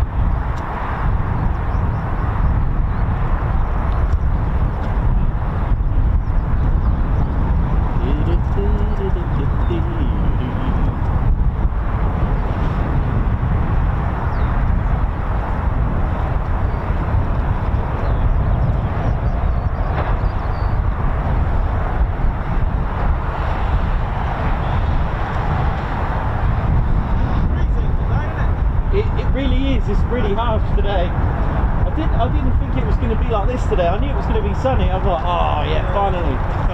Shorts and t-shirts. Yeah. Not today. No. Oh dear, never mind. You alright though, yeah? Yeah, I'm good, yeah. Good. Happy to be here. So. Yeah, exactly. That's what it's all about. Getting out and just enjoying it. My girlfriend was like, well, is his name Ted then? Because we were looking for ourselves and the man said, no! I said, look at the beginning, you'll see why it's called Ted. Yeah, exactly. Oh dear. She wasn't in it, I was, it's hilarious. Oh, that's good, that's good. Oh, brilliant. Yeah. Alright, they can't be too far behind you. No. Six to go. Did you get some good shots of them going It was quite nice, that takeoff, the F-16 with the wing wave was quite nice. Oh, I missed that. Yeah, that was really good. I wasn't expecting that, and believe it or not, I think a few of us have missed the departures for the first two. I didn't expect them. No. Oh well. Oh well. I watched it on the weekend. Yeah, you'll see the fail. I missed one of them. Oh. And I literally, oh, it was fun. It happens anyway. It's a bit harder when they're down there. Yeah, no. No, it's not blown away. The Italian stuff is nice, isn't it? That was good, yeah, it was lovely. Although I'm not used to them, that aircraft coming in normally. Normally I see it do barrel rolls and go upside down. Oh yeah. From Riyadh going back. Yeah, true. Yeah, no, I've never seen it normally. Yeah, just behaving itself. Yeah.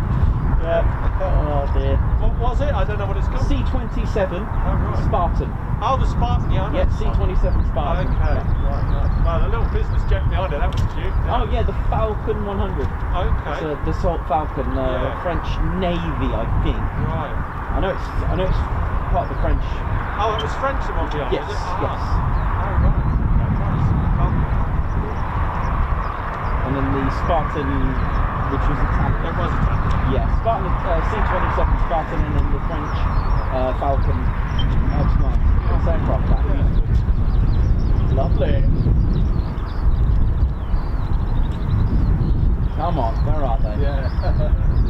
So what is your actual name? Are you? Nikos. Nikos, it is Yeah, Nikos. I am Nikos. I remember this. Yeah, I don't mind, I do respond to Ted. Ted looks at me funny, but just don't call Ted Nikos, that'd be strange. You know all about it, yeah. That'd be a funny one. Yeah. Oh dear. No, that's actually 15's going out on Tuesday. That was brilliant. Oh yeah, that was good, wasn't it? They were really good. That's such a good day. Yeah. We were going to a dance class in Woodall's bar. Yeah. Because we're preparing for the saloon to the 40s, so we had to go. And, it was right. like, and then we heard the engine start, and I'm like, come on, hang on, 5 more minutes, 5 more minutes. 5 more minutes. And then the whole lot came down. My girlfriend was like, yeah, sod the dancing, we'll watch this.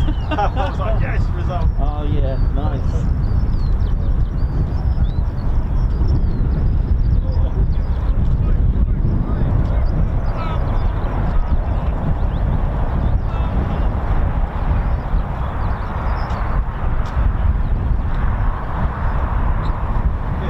Catch you later. Take care, man. Take care.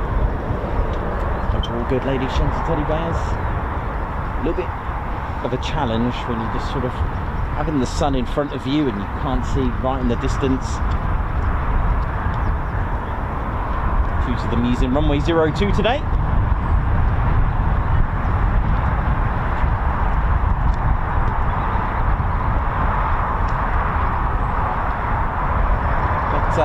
Makes a change to see blue skies.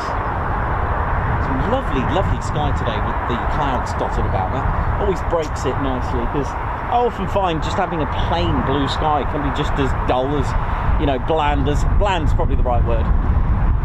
Bland as just having a plain grey sky. It's always nice, especially when I was doing weddings. And of course, those that do landscape will understand that, you know, having these fluffy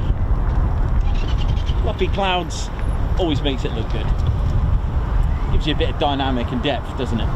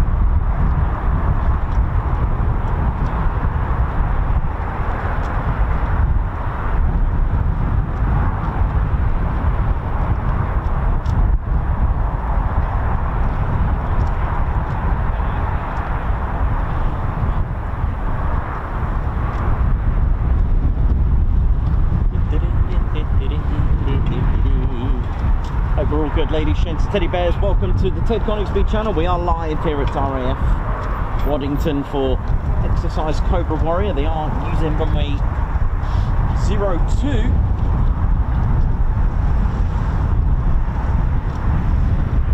It's been a little bit different.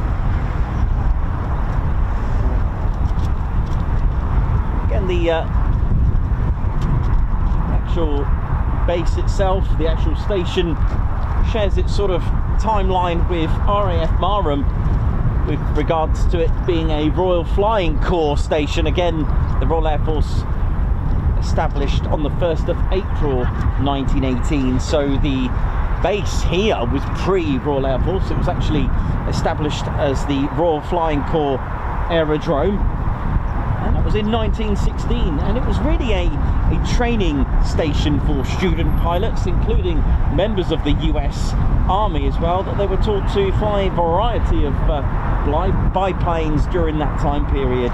The station did finally come under the control of the Royal Air Force, and that was on the 1st of April 1918, and operated until 1920, so a bit of a short spell with both the Royal Flying Corps and the Royal Air Force. But during the First World War, there were a variety of squadrons, and many of them operating a variety of biplanes, such as the Whitworth FK8. Squadrons of the Royal Flying Corps were 82 Squadron, also 97 Squadron as well, who came here with no aircraft at all before moving to Stonehenge Aerodrome. Now, Stonehenge Aerodrome, I love linking that with RAF Coningsby's free fighter squadron with the monolith and the cockatrice, but we'll talk about that when we're there. 97 squadron that is, so 105 squadron as well, 117, 123, 23, 203, Royal Air Force squadron as well, and 204 squadron. And during that period of what they class as the interwar period between World War I, just before World War II, the first aircraft to operate here when it was finally constructed to become part of number 5 group and to become a heavy bomber station. It was number 50 squadron who arrived on the 12th of March 1937 with the Hawker Hinds, and then in the Handley Page Hamden. There, you'll often find with the history with Waddington has many aircraft to its history, and it was number 50 squadron with the Hawker Hinds, and then the Hamden, and then 110 squadron arrived 15 days later. They started with the Hind, but eventually started to operate the Bristol Blenheim. Now the Bristol Blenheim, famous for carrying out the very first sortie of the Royal Air Force during World War II. On the 7th of June 1937, 88 Squadron reformed at Waddington with the Hind as well. I'll have to get a Hawker Hind to show you what that looks like. For those that don't know the Hawker Hind, little bit similar looking to the Gloucester Gladiator, a lovely biplane developed from the Hawker Hart. Again, I'll try and get one of those. And a very, very significant squadron rooted within the history of the base is number 44 Squadron. They moved here from RAF Andover, flying the Blenheim before switching to the Avro Anson and the Hamden as well, and that was in February 1939. In May 1939, 110 Squadron left Wattisham in Suffolk and came here, and number 50 Squadron left the following year, being moved to RAF Lindholm in South Yorkshire. So when finally the war broke out, the Second World War, it began its operations with the Hamdens here. So that was one of the main aircraft that started to carry out operations of World War II, and that was with our famous 44 Squadron, who are officially named 44 Rhodesia Squadron. Now Rhodesia is the old name for, the historic name for Zimbabwe. A lot of their crew members were from that region, that area, and South Africa as well.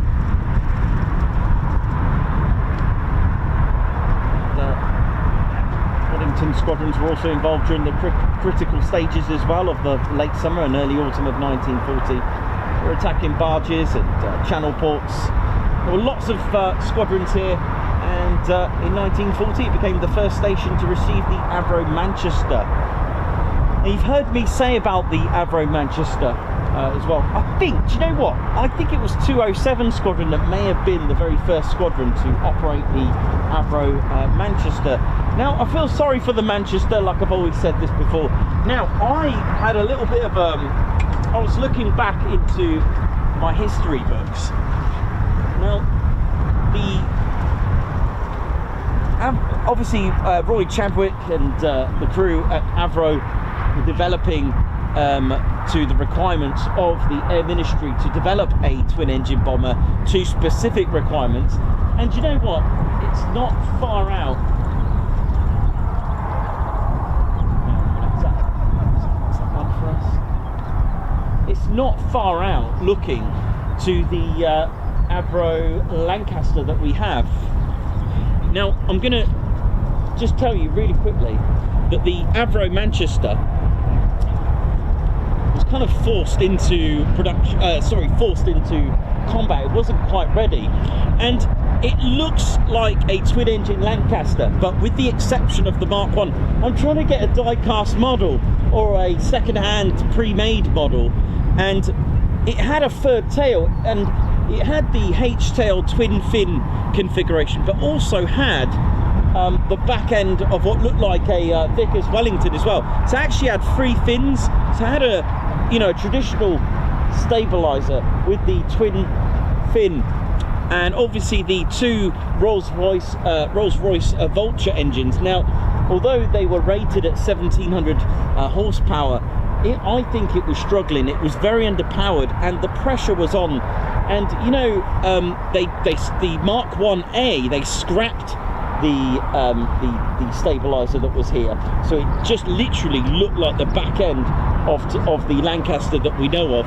Again, like I said, it was about 80 foot with just the 2 engines, and eventually they instead of the crew and the workers that were trying to put together Roy Chadwick and his crew, instead of like trying to fix the overheating problems, the underpowered, even though they were rated at 1700 horsepower, these Vulture, Rolls-Royce Vulture engines, the ball bearings were overheating, and then it was forced into combat. It was forced onto the battlefield, and instead of worrying about trying to fix these 2 engines, what they decided to do, they thought, right, do you know what, instead of concentrating on real powerful 2 engines that will cause them problems, let's stick on 4, an extra 2 engines, less powered but more reliable.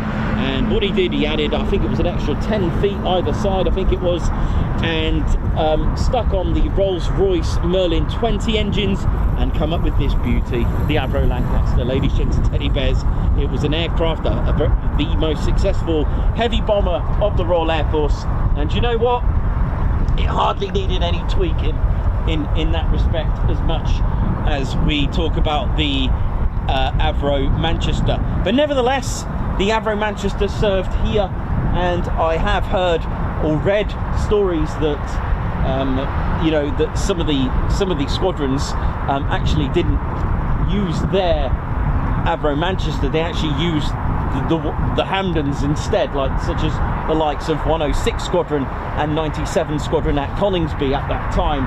They actually just used the Hamdens instead because of the unreliability of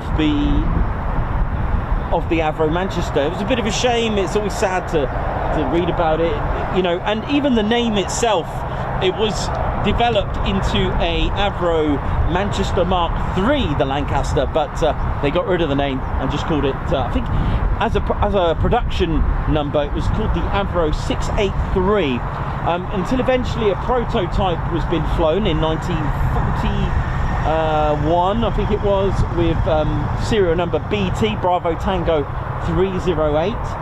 And eventually Waddington got a beautiful Christmas present on Christmas Eve in 1941 when it received, that's right, number 44 Squadron received their very first new aircraft, the Avro Lancaster. It was received on Christmas Eve 1941. Nice Christmas present, isn't it? What a great Christmas present. And it was only literally in March, I think they did their very first official operational sortie, until of course the 17th of April 1942, with 6 Lancasters from here, or 44 Squadron, led by Squadron Leader John Nettleton, who took to the skies to go and bomb in daylight, yet alone, they'd never done it in night time, yet alone daylight. Of course, the famous Augsburg raid. Assisting them were number 97 Squadron's 6 Lancasters from RAF Woodhall Spa, and it was, although it wasn't a successful mission as opposed to the loss rate, because of the 12 Lancasters they lost 7, I think with a total of about 37 were killed in action of the crew, but it was, of the 12, only 5 came back, 1 only survived, and that was Squadron Leader John Nettleton, who was awarded the Victoria Cross for his valour. So it's got a lot of history, and even 44 Squadron actually took part in the Falklands War. They took part in Operation Black Buck as well. So 44 Squadron have got an absolute deep, rich history with RAF Waddington. It's really fascinating when I read this, and it's always nice when I talk about squadrons such as 207 Squadron, who are based here, who are operating here, and of course we all know 617 Squadron, but it's really nice when I speak of squadrons that are still active today. They may not have the same roles today, but I mean, look at 207 Squadron. They're flying F-35Bs. Last time I spoke about them, they were flying the Manchester here, who had the first Manchester here. So it's really amazing. And of course they many squadrons such as 207, they went on to operate the much loved Avro Lancaster.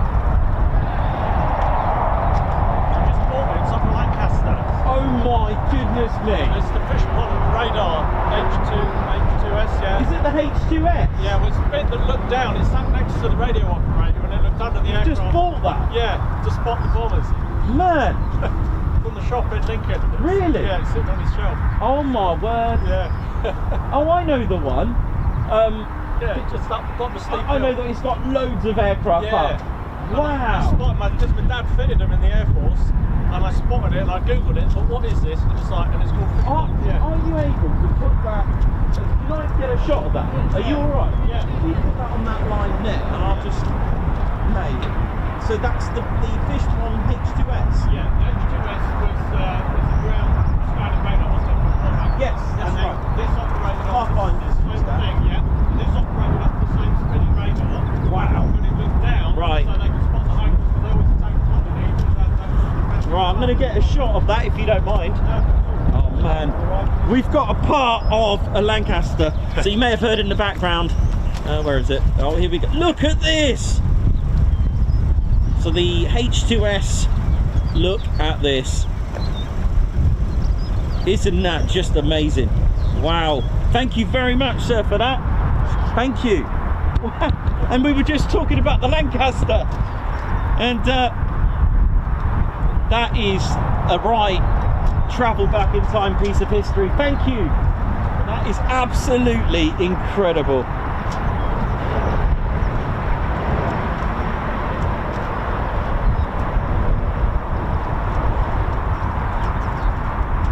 What are the chances of that? Oh man.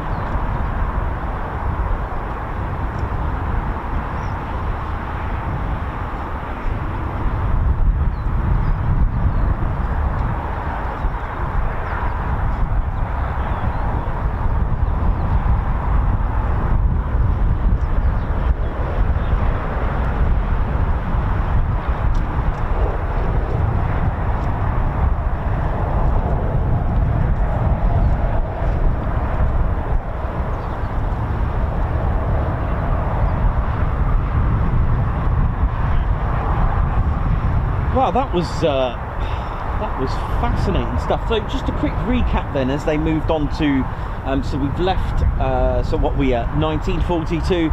Just to give you a bit of the squadrons that were here. So we had 97 Squadron that were also here, and they moved to Coningsby eventually in 1941.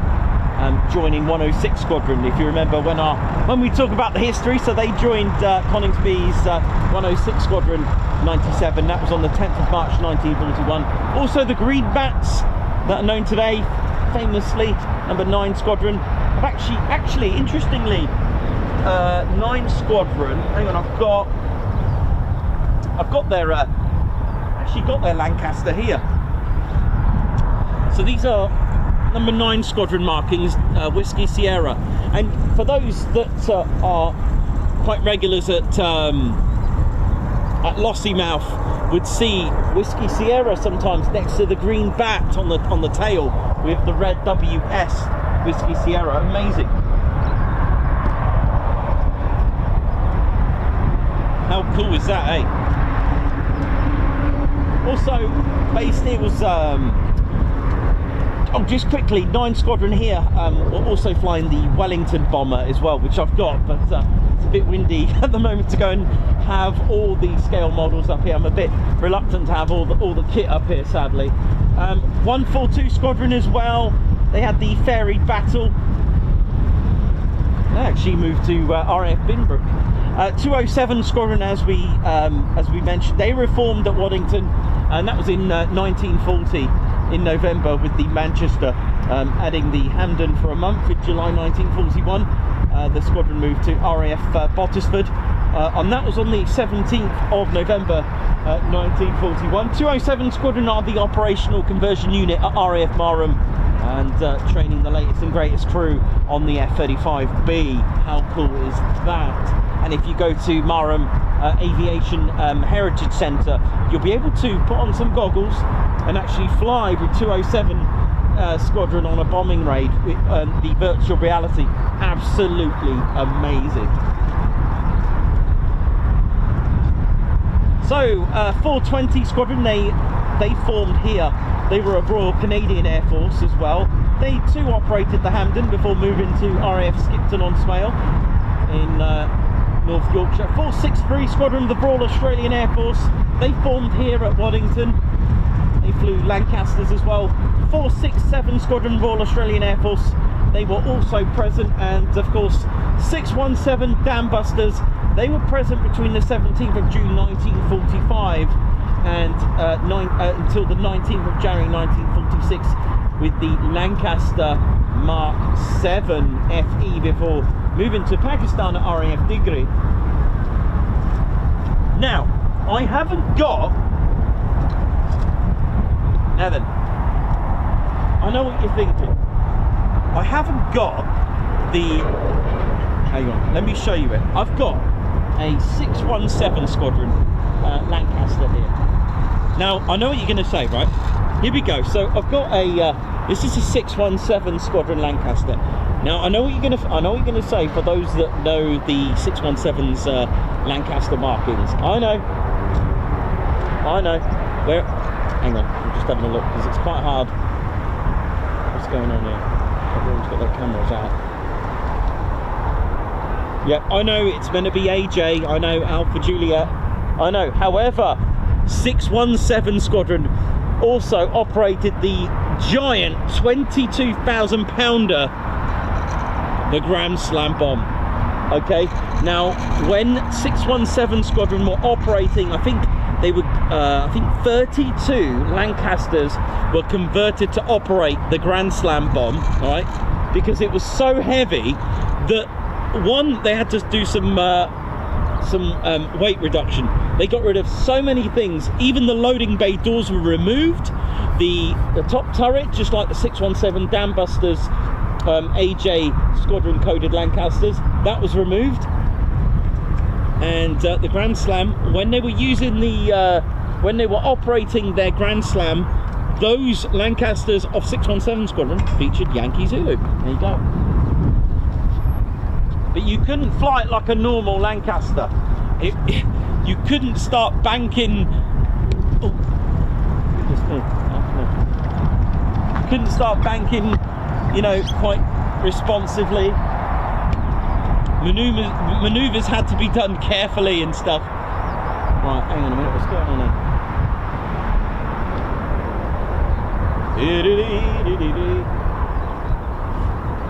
And also the base also saw Avro Lincolns as well, the one up from the Lancaster eventually. Right, there's a lot of people waiting at the fence here. What's going on? Something coming in.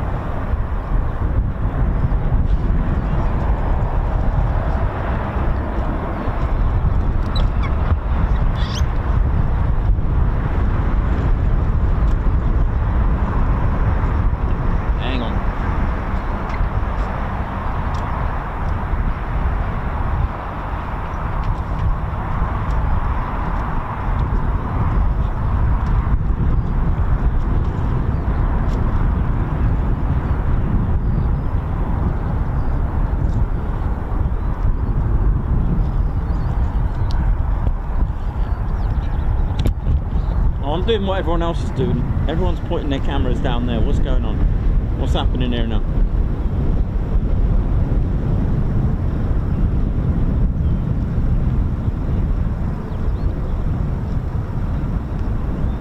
Oh, do we have a takeoff then? Oh, I know what it is. Okay, I know what it is. It's the C-27. That looks like it's I've just about seen it between the buildings.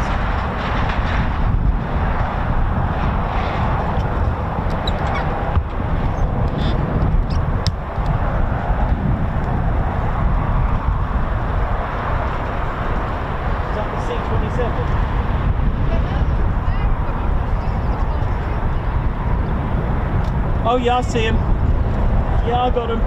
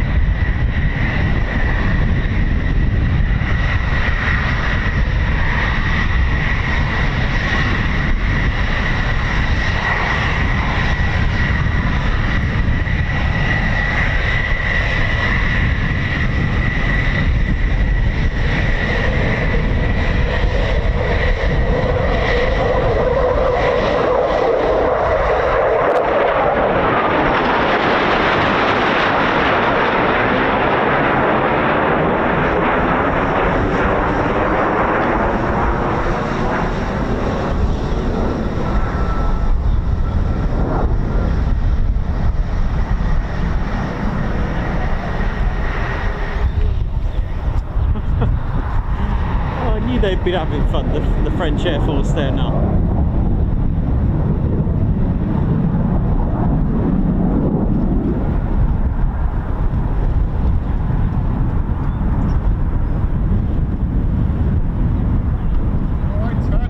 Oi, oi!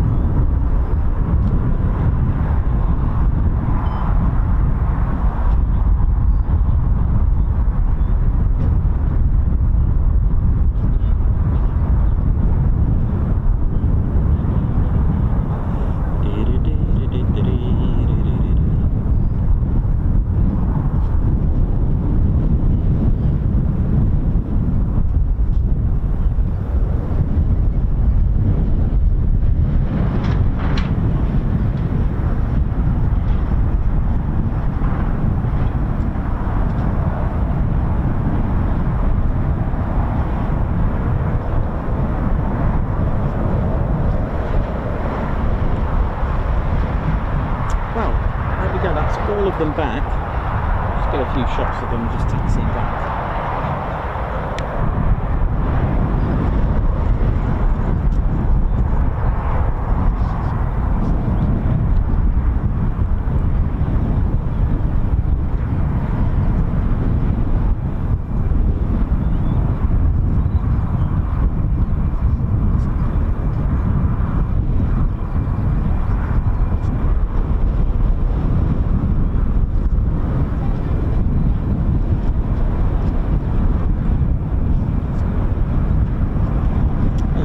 Very popular exercise to come and enjoy here at Waddington.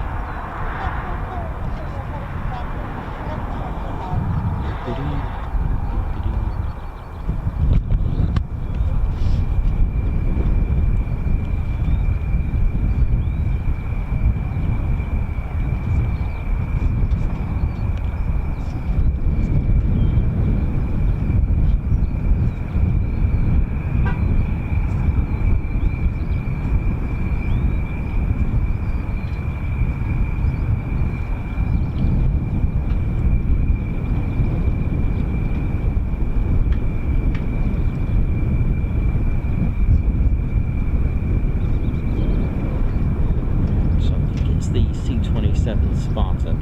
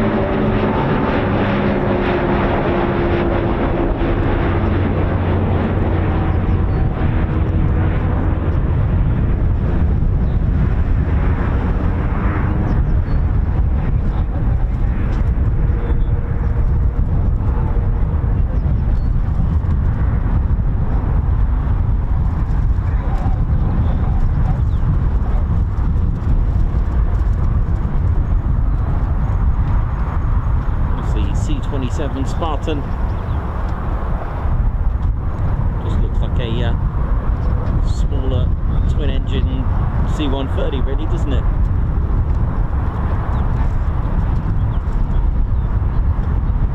Certainly from that profile, definitely. Looks good.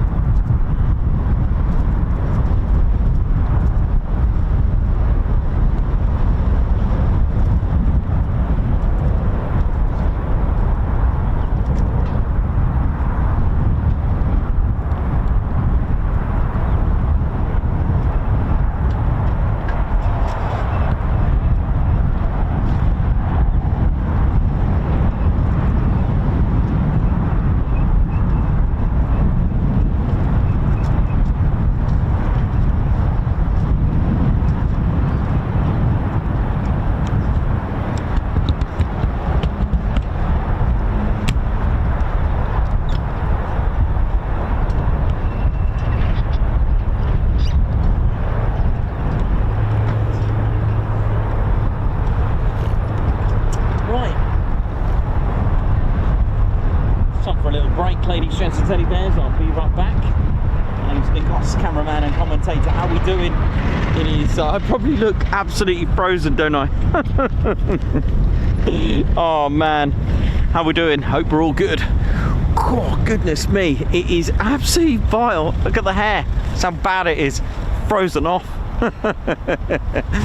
Hope we're all good. My name's Nikos, I'm your cameraman and frozen commentator here at RAF Waddington. Well, yeah, it's been alright really, apart from the cold. It's been brutal, to be honest. Ted's already gone in for a little bit, so we're going to go and we're just going to go and have a cup of tea and a little bite to eat and see what else we're going to come up with. But at the moment, it is absolutely brutal. Stay warm wherever you're tuned in the world, alright? And I'll be right back in a bit. See ya!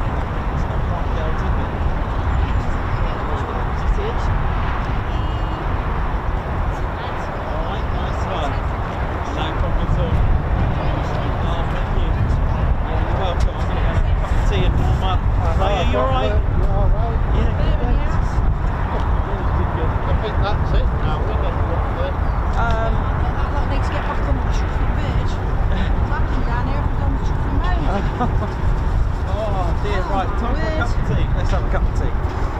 Sounds like a plan, that. Yeah. Sounds like a plan. Thank you. See you in a bit.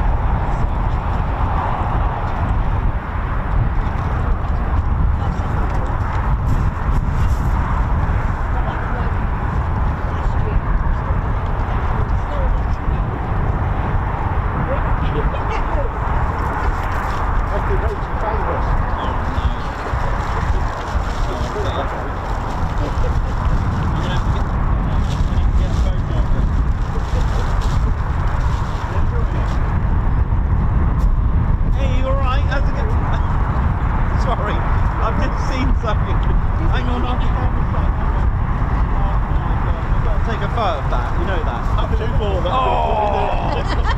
Let me put them in the back. Yeah. Oh my goodness me. I do have stickers now. I'll put them on my live. How you doing? All right. Good. Yeah, it's a good time.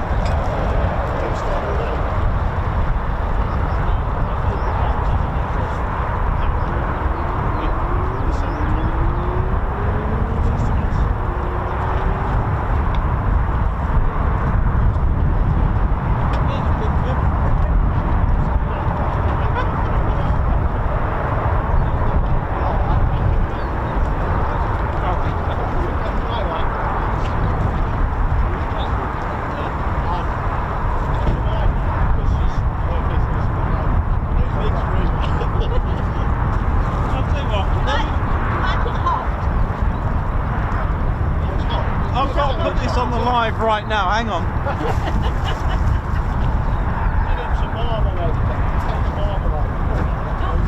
If I put this on, have you got any in stock? Because this is going to sell out.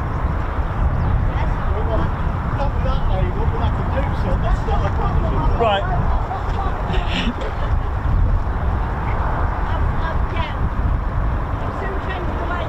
In conjunction with Lincolnshire's finest homemade sweeteners. Are you ready? All right. Are you tuned in? Are you listening to this channel right now but away from your TV? Have a look at this. Look at Ted's Afterburner. Look at it. Sweet chili sauce is actually a thing. And it was made for me, but I reckon you're gonna get some orders on that. Look at it. So Ted's Afterburner. That is, and then it gets all, and then this was made. Look at this. I love chuck in there now. Look at it there now. So there you go. You'll have to contact Colin. That is just hilarious. Sorry, that was hilarious. That I've only just seen that. Ted's Afterburner, I love that. That is just brilliant. That is just the best. That is. Mate, I'm gonna love that. I love stuff like that. I do. I love chocolate. That is the best. That is.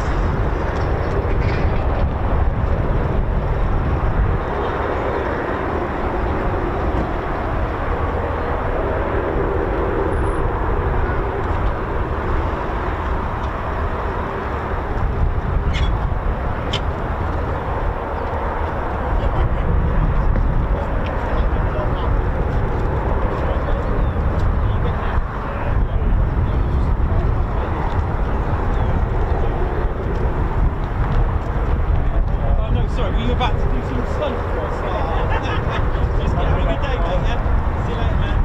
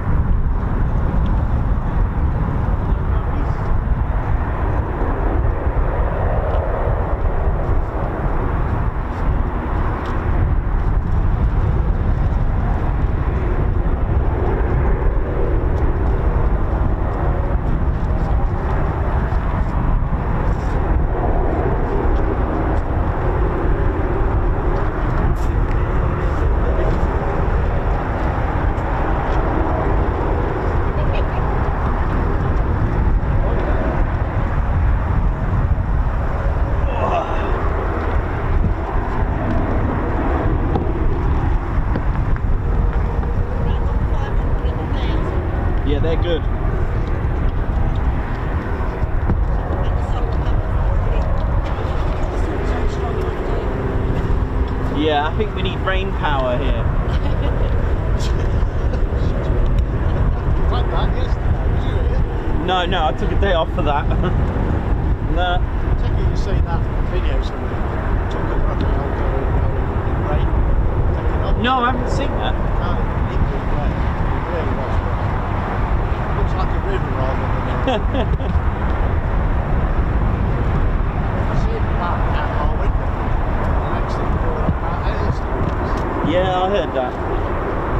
Oh, right. And then...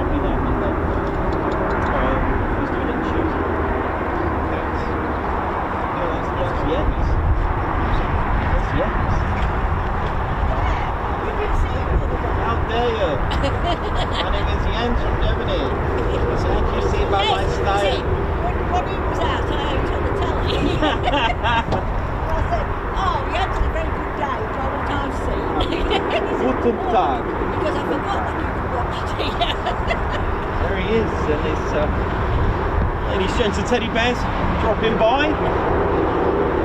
Thank you very much. Thank you.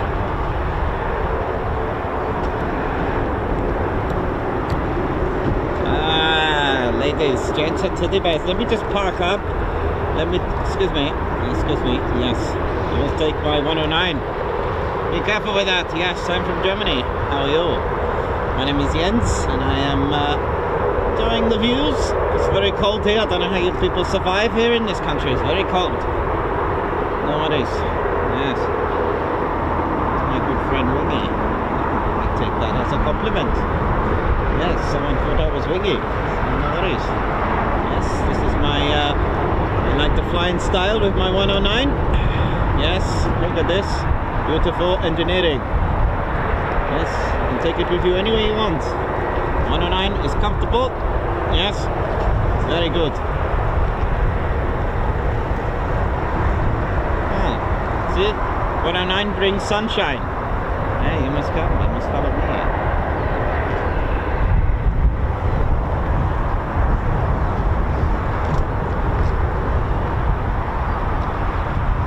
Oh yeah, you're right. That's what's going on here. What is this? Ah, you there. You Red Ted fella. How are you? Yes, you good? Yes, I see. Yes. Don't touch my 109. Never touch my 109. This is my 109. No. Hey. You're right. Good.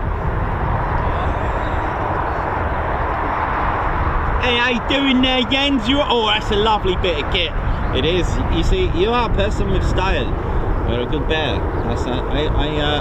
You admire my BM. Yeah, I've got a BM, but it's a BMX, not a BMW. You're a very funny bear. Yes, it was lovely to see you and your beautiful wife. Oh, thanks, mate. Yeah, the trouble, she's all right. Trouble and strife. Hey, how you doing? I'm Grand Crew Drew. Nice to see you all. Hope you're all good. That's right. There's your 109. Yes, it's very good. I love my 109. It's my favorite aircraft of all time. Yes, maybe we could go flying together. Yeah, that sounds all right. How we doing, ladies, gents, teddy bears? Nicholas, you might need to tone that down a little bit, mate. It's a little bit bright. Me and Jens look like some yeah, there you go. Hey, we're all right now. Look like we come back from holiday or something. Do you know what I mean? Yeah, nice to see the current bun out. Yes, what is current bun?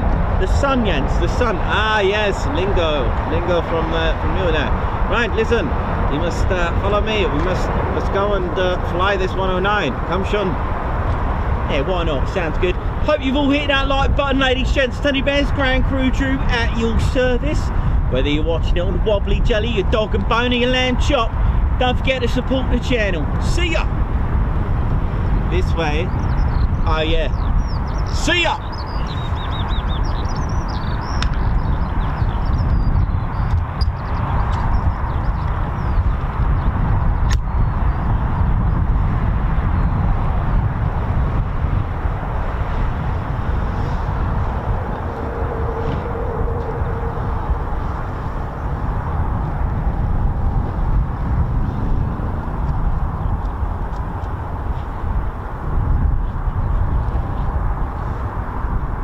Anyway, right now, just been doing a bit with the regiment here. I've got the other Reggie. Oi!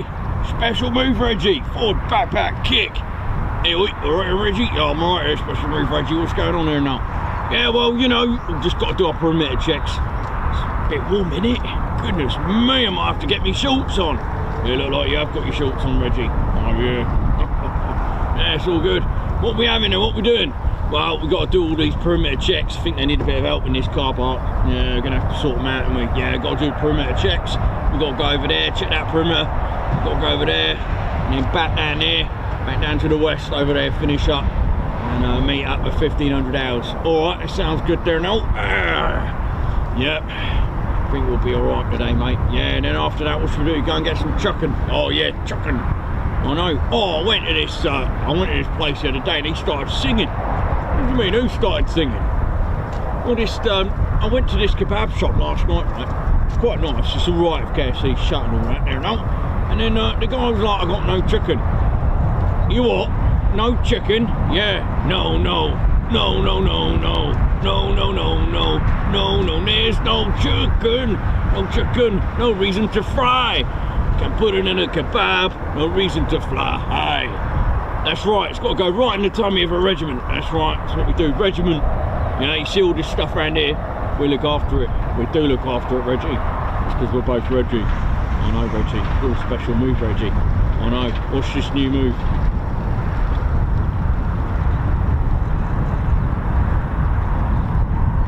It's alright, don't I? So I'll do it. I love me chucking. Reggie, I'm not finished yet. That was just a little move. Oh, is it? Oh, I thought you were going. No. No, this is enough. Yeah. Right, let's go back to work. Right, behave yourselves, both Reggie. You know how it is there now, see ya. See ya.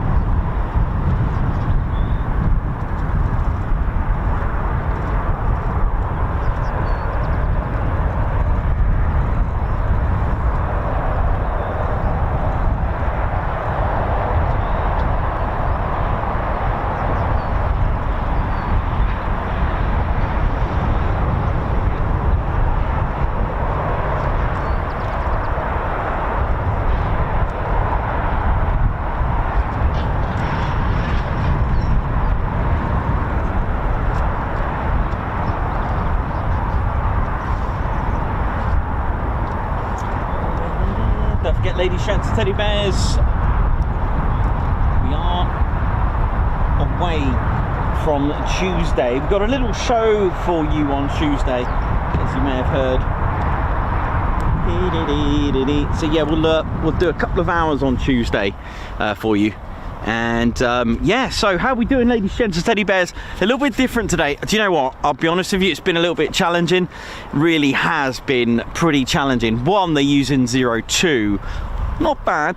The sun in your face and you're like, makes your eyes water a little bit as well, which is quite harsh, but no worries. And then just this real bitter wind is the worst. That today, that has got to be my worst challenge, but no worries. That's the nature of it. That is what I go through.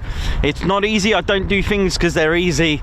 I do things because I want to, no matter what, because they're challenging, because I know a lot of you, I know how much the streams mean to you as well, and I will do always my utmost best to get you something. And it's just been my ethos, and you've all seen me been through some thunderstorms, rain that you can pick up, dry rain that you can pick up, green clouds, where we caught that once. Yeah, there was green clouds, they weren't good, and I had to bail quickly. Thunderstorms, which I had to quickly get off the van and actually totaled all the equipment, if you remember that. Actually just killed it, fried it. I do things because I want to, but in all circumstances, I don't do things just because they're simple and easy to do. And that, to be honest, is the way life is. It's not easy, but you know what? I always smile. And last time I was here, 2 weeks ago, with the red arrows, that day when the zoom toggle froze, and I started laughing. And I think personally, if I did that 3 years ago, I would have been stressed out and panicking. And it's just a case of, you know, always thinking of a good thing that I was reading when I was doing a lot of studying in ancient Greek and history, was learning about the Stoics and the Stoicism. And, you know, to never get stressed out about something that is out of your control. And that was a very good lesson that I learned, you know. And I'm always, you know, trying to make sure that your well-being is 100% in the green.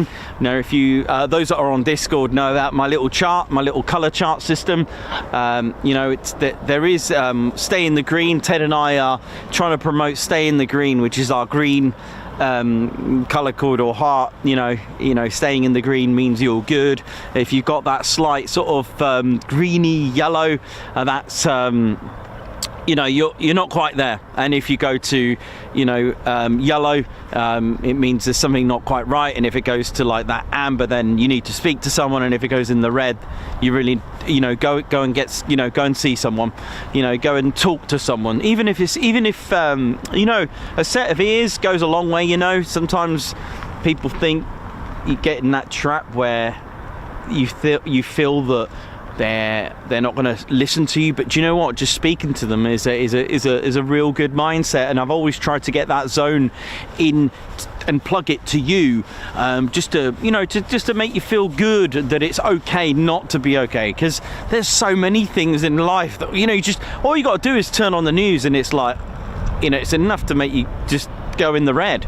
It really is. I mean, and let's face it, it's not a nice place out there. There's a lot of, you know, for whatever reason, but the Ted Coningsby channel has brought to so many of you true stories as well, from those that, you know, those that have been through some health situations, from mental to physical. You know, they do go hand in hand. They really do. It's like you take an aircraft, you know, it has an engine, but it also needs a battery, you know, and the bodywork might be good, but the battery might not be good, or the insides of the engine might not be any good. Same with an aircraft. You know, the whole management system, the computer system inside could be all sorts of issues, but the airframe looks great, and that's the way the human body is. You know, it may look good on the outside, but there's a lot going on the inside. The brain, the mind, it's a very complex thing, and it's really important to try to teach people that, you know, it's very difficult out there, but it's also a way to teach people of a way of life to make them feel good. Just getting outside, everyone here is smiling. You know, when we go to Lakey, big smiles, that's got to have a real good impact on your whole well-being. And sometimes, you know, it is quite hard. Once you've had that bit of fun, you can then go back into that trap. So I always find life is a bit of a routine, and, you know, it's a way to try to keep that, stay in the green. Try to stay in the green, do things that make you happy. I'll tell you what, I don't have to share this with you, but I do this sometimes, right? It's really weird. Sometimes I'll listen to some really depressing music. I'm not going to mention what it is. And then I'll start to feel sad with it. And I'm like, why am I doing this? Does anyone else do that, or is it just me? And I'm like, I'm going to put on some real good techno or some country. Yeah, I do. I go from techno to country and western, to some jazz, just all sorts of music. I love a variety of music, and but yeah, I was doing that the other day, and I was like, why am I listening to this? It's very emotional. It's very deep lyrics and sad. I'm like, why am I doing that? I'm just like, no, just turn it off. But you know, it's really funny, and but like I said, you know, we have all different backgrounds, and the words that you use can impact someone. You know, I often find that mental health shouldn't be just, I say shouldn't be just a label, because there are conditions. I get that, I understand that. But there are also, but the thing is, we all have a mental state. We all have it. So, you know, I think I always find that there's the mental state, as in, like, you plug in the computer diagnostics on the aircraft, tells you all the things that are going on, is it happy? But then you've also got one that's the mental state that does literally have you know, a condition at that stage. You know, it gets to a point where it's got that condition, it's in the red. So, you know, so whether you are ex-forces or served and just come back, you know, there's that thing that I've always said, that it goes hand in hand. When you've come back from the battlefield, the battles aren't always on the battlefield in combat. It could be in the real world, outside of the military. You know, the military are absolutely amazing at what they do to channel and tune in and make a Royal Marine, for example, the way they you know, that state of mind, the arm, you know, just to get the focus, training a fighter pilot to get that mental state, to get, you know, tune in. But then when you finish that, when you come out, I mean, let's go fighter jet, you know, fighter pilot going in on a bombing mission, you know, to strike somewhere, and you know, doing their mission, then come back. They're probably, this is just generic, you know, just getting in there. I don't know, I'm going to pick this car here. I don't know what that car is actually. I don't know. They get in a Ford Focus and go shopping, you know, after doing that. Or, you know, it's like, wow, it's that channeling out, and especially those that are actually on the ground doing the battlefield stuff and seeing things, you know, seeing some really bad stuff, and then try to channel out. It's not there. There's the you know,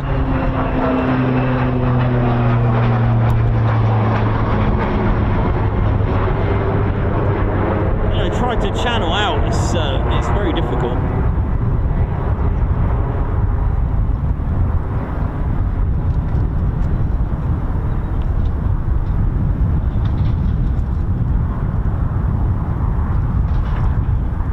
know, always say good things, you know, always do nice things, always say good stuff, always be good to each other, be excellent to each other, definitely. Do what Nicholson Ted's excellent adventures, you know, do good things, man, and good things will be good to you, you know. That's what I always said, do good things and good things will be good to you, you know. I think I said that right. But yeah, anyway, all is good. I hope you're all good, you know. But yeah, Ted and I are going to do a little bit of a charity fundraising while we're on adventures on Dum. I've got a few walks that Ted and I and Claire Bear are going to do. Claire Bear's approved it, but you know, take care of yourselves out there, because it, like I said, it isn't you know, isn't the most amazing world that we live in, but it can be. It's just how you deal with it is what I've got to say. Yeah, so all good, and I hope you're all right. And a big shout out to all those going through a tough time. I hope you're well, all of us. You know, like I've always said, stay in the green, stay in the green. There is a blue, by the way, and that, you know, the blue is one up. You don't have to always be there. It's when you're just absolutely having the best time of your life. You know, you've heard me be in the blue sometimes here when I've gone absolutely like lost the plot in a good way. But there we go. Woo! Right, anyway, I'm gonna go and get a cup of tea and it's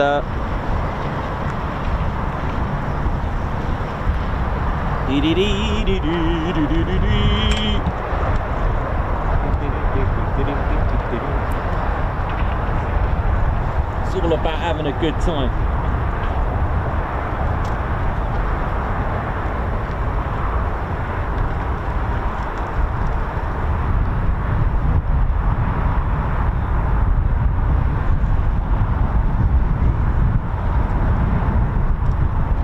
Yes, a very good point, but you don't need to, you know. A lot of battles fought in the head. That's right, totally. You're fighting with yourself, and you don't need to do that. And when we start worrying about stuff, well, honestly, take it from me, I really found that helpful, that quote. Take it from me. Use it as an extra little helpful hint to never get stressed about anything that's out of your control. Try that one. See if it makes any difference with you, because it's a good thing.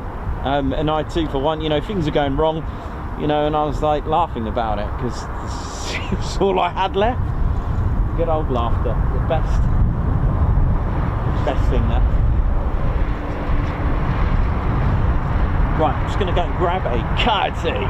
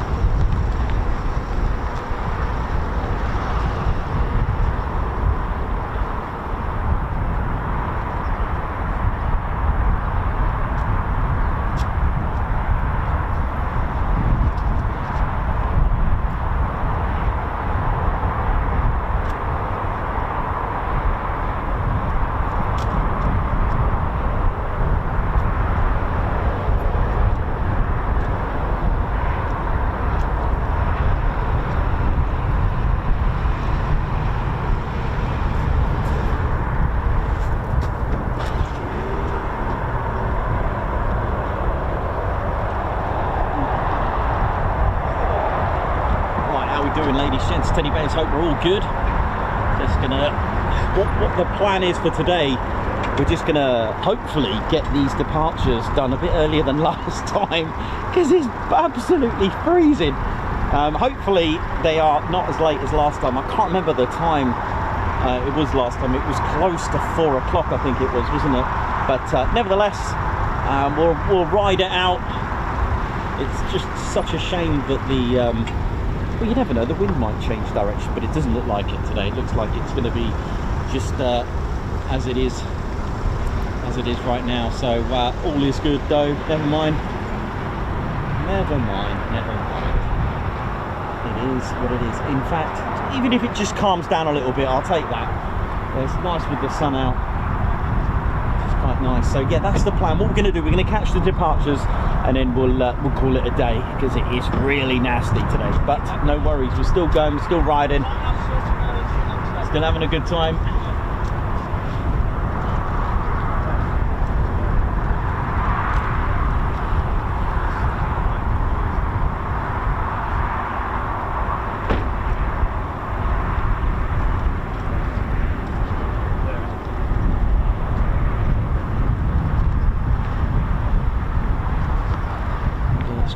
Ted Coningsby. Ted, you alright, mate? Ted, you haven't got your scarf on, and I can't believe you've still got your beret on, actually, even though it's been quite good today, you know, the beret staying on. It's extremely windy.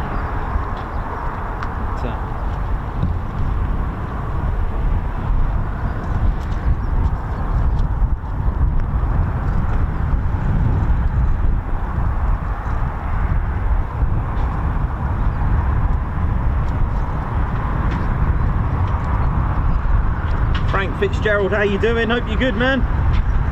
Oh yeah.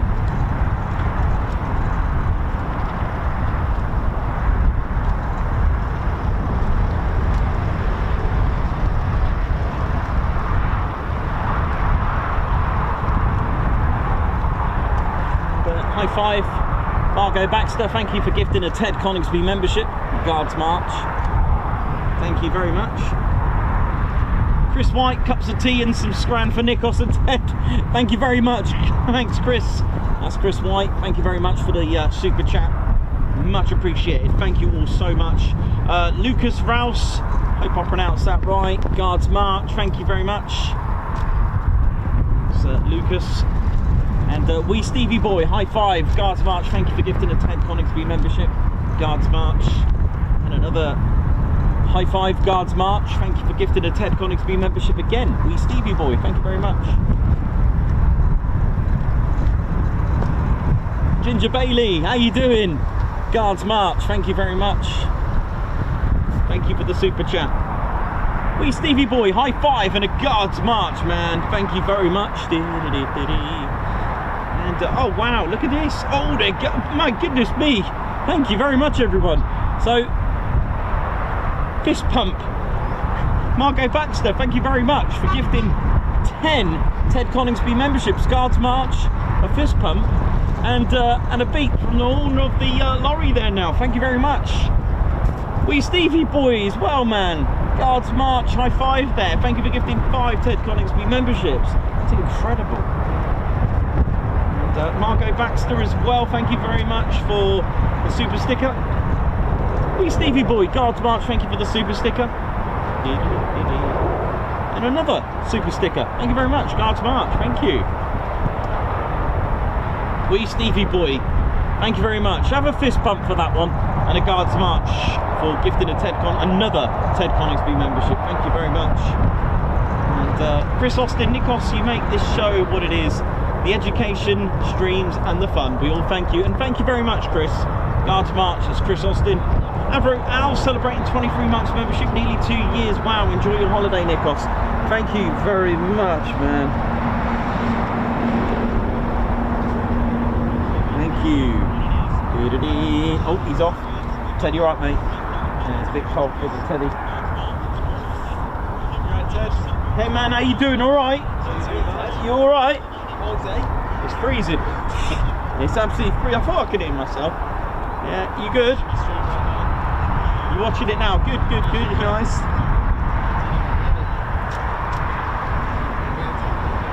Yeah, you're watching it live and live. So there we go. All is good. Yeah, sure. I'll come down. One sec.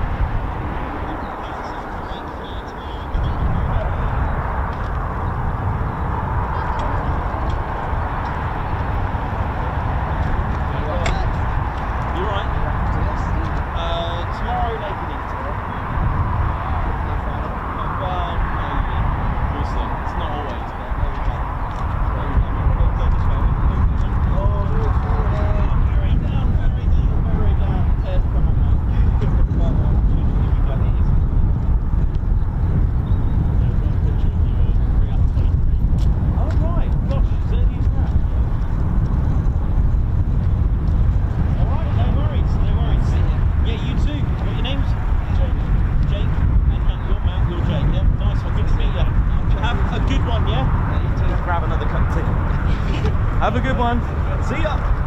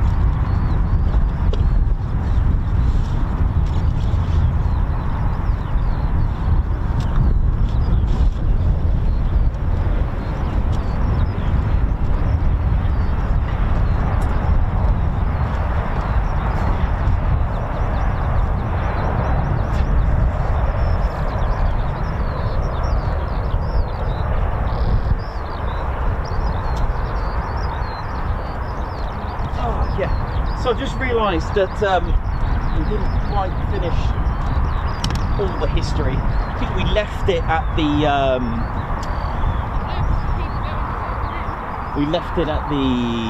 the Lancaster era. So yeah, we kind of finished it off right up till 1946, where the base started to operate the Avro Lincoln. So there's been a lot of Avro aircraft here. So we had the Avro Manchester, first of all, which I think, I'm coming to think of it, I'm pretty sure it was 207 Squadron. I might be wrong. I've got a funny feeling it was 207 Squadron that first operated the Avro Manchester. Shall I have a quick look, just so I know? And it's off, you know. Let's have a quick look. But while I look, so we also had the Avro Lancaster that was here, and of course the first Avro Vulcan. So Avro, you know, an Avro Lincoln, but I don't think that was the first to be operated here, but certainly the Avro Vulcan. Amazing, amazing history.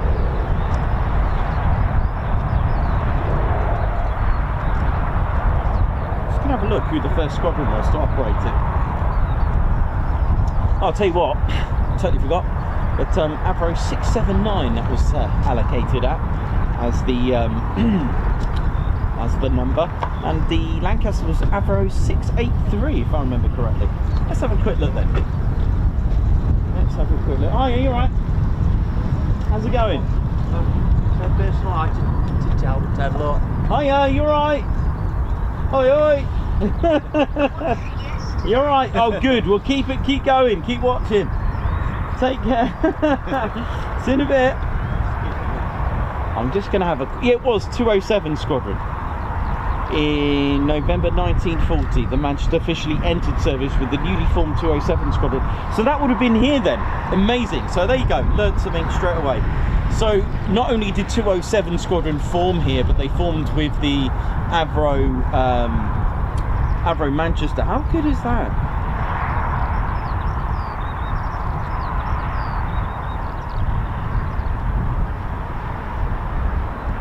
Newly reformed. So yeah, they reformed. Okay, got it. Lovely. That's pretty good. I like that. So I'm just trying to get my bearings. I'll tell you what. I wouldn't mind probably obtaining an Avro Lincoln maybe one day. There's not that much difference, I don't think. I mean, they look very similar. The Avro Lincoln and Avro Lancaster. Sorry. There's quite a few aircraft that I'd love to research as well.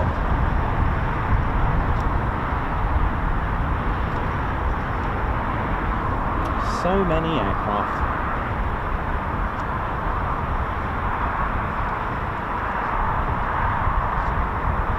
And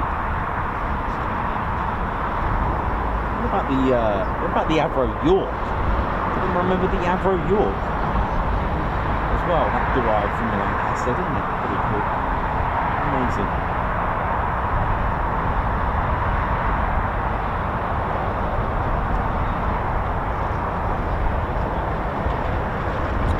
So yeah, of course, as we, I don't know too much, sort of, after 1946 and 47, we started to operate sort of between the late, sort of after the Second World War, so 46, 47, right up until 1957.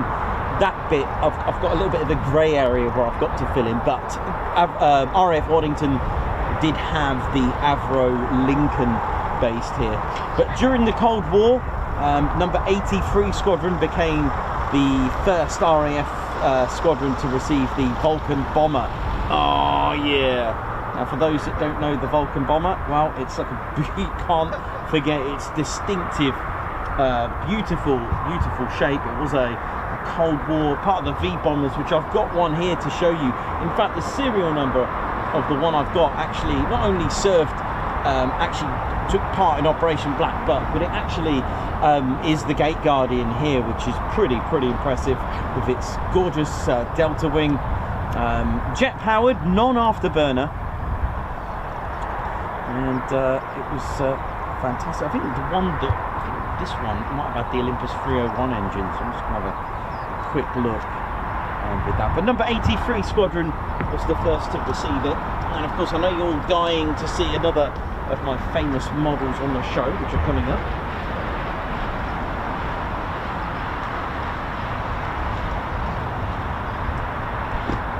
There we go, the beautiful Avro Vulcan, another creation of Avro. Look at this beautiful, gorgeous aircraft, right?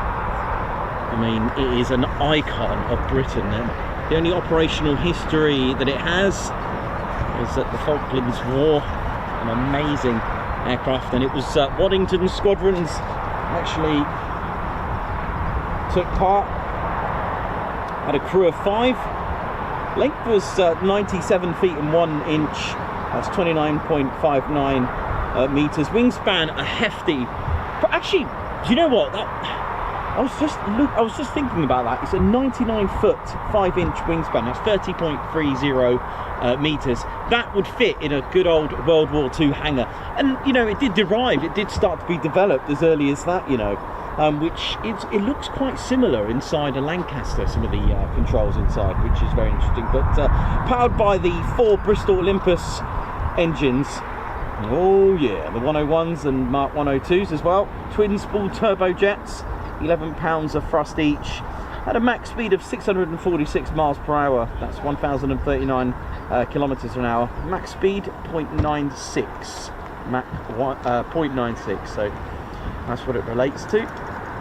The armament, well, had what couldn't it have? There was like 21 of the 1,000 pounders. one of the Blue Danube nuclear gravity bomb, the one Violet Club 400 nuclear bomb as well. There was a could take a yellow sun, just red beard. It had a pretty good payload that it could take, I tell you. But there we go. And during the Cold War, the following squadrons are known to have been operational here at Waddington. It was number 9 squadron as well that was flying the B2 Avro Vulcan. Don't forget, Coningsby also had them between 62 and 64. They had these. Just quickly, I'll tell you what, I'm going to fill in some of this. Number 12 squadron, they flew the Lincoln, by the way, between 46 and it was July to September. Got a bit of Cranwell as well. 44 squadron, 50 squadron, 57, 61, 83 and 101. And of course, like I said, they took part in Black Buck and the Falkland Islands. It was 44, 50 and 101 that operated this during the Falklands War. So, and it was this one here that's the gate guard here today. It was an XM607.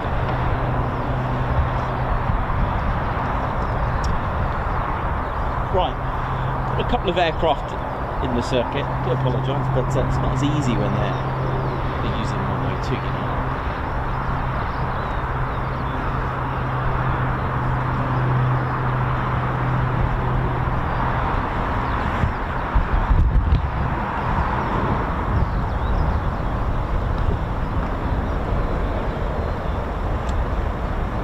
I reckon this will do another circuit.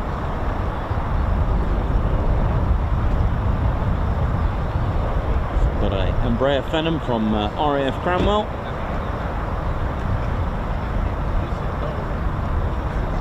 Well, pilots training in the Embraer Phenom, which is this aircraft, could once complete, they could be going on to the likes of the A400 after this, so they'll be with the OCU Operational Conversion Unit at RAF Bryce Norton. I think is it 24 squadron that's the OCU there? Oh, that's got me.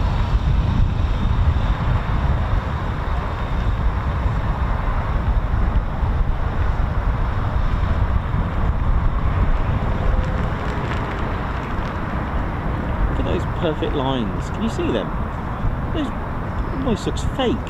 You see those? Like someone literally got an eraser and just cut some lines in the sky. Very artistic.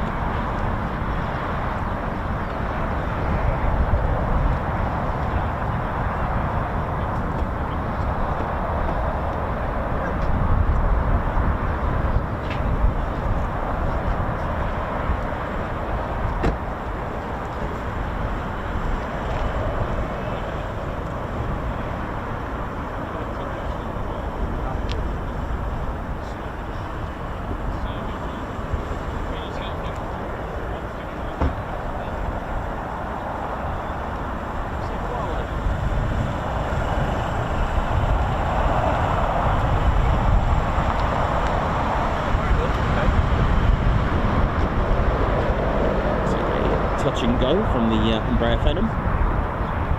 And this is based at RAF College Cranwell. Come on, Cranners.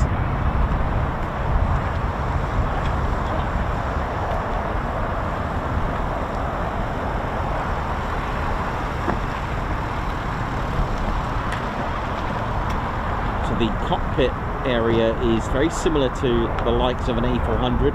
To get the student pilot attuned to the next stage should they successfully go on, and of course we wish them the very best of luck from all of us at the Ted Coningsby channel.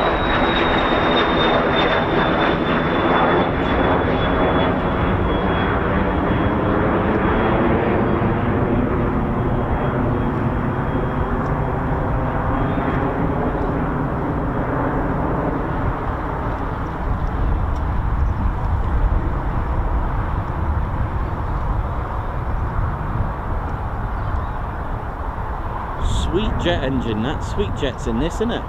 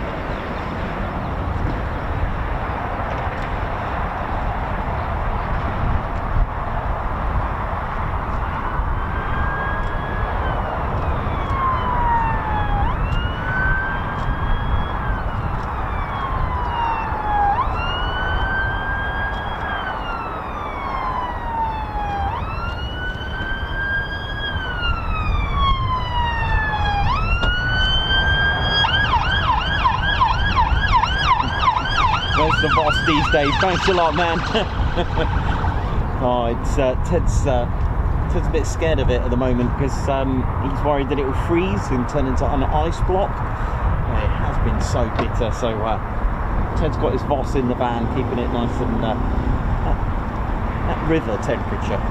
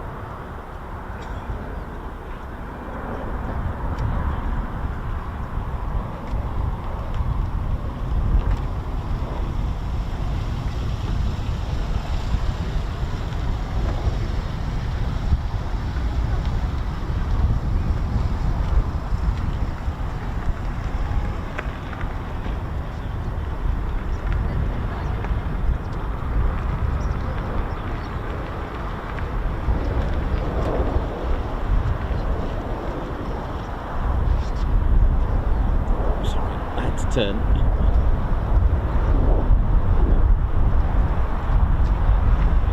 Down. So it looks like do another circuit, which is pretty cool. Keeping us entertained. Good old Cranwell.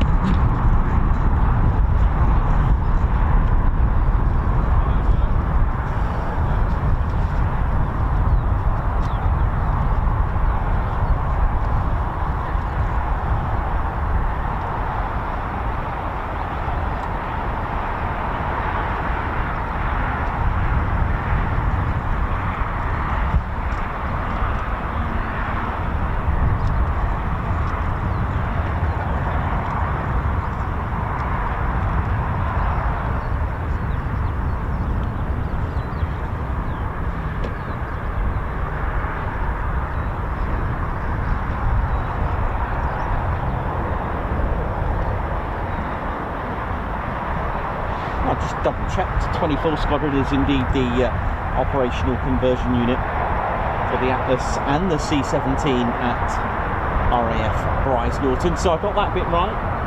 Pretty happy with that. It's good when I remember stuff as I get older. Things don't get filed away properly. You know how it is. Nah, doing alright with that. Nice one, Teddy.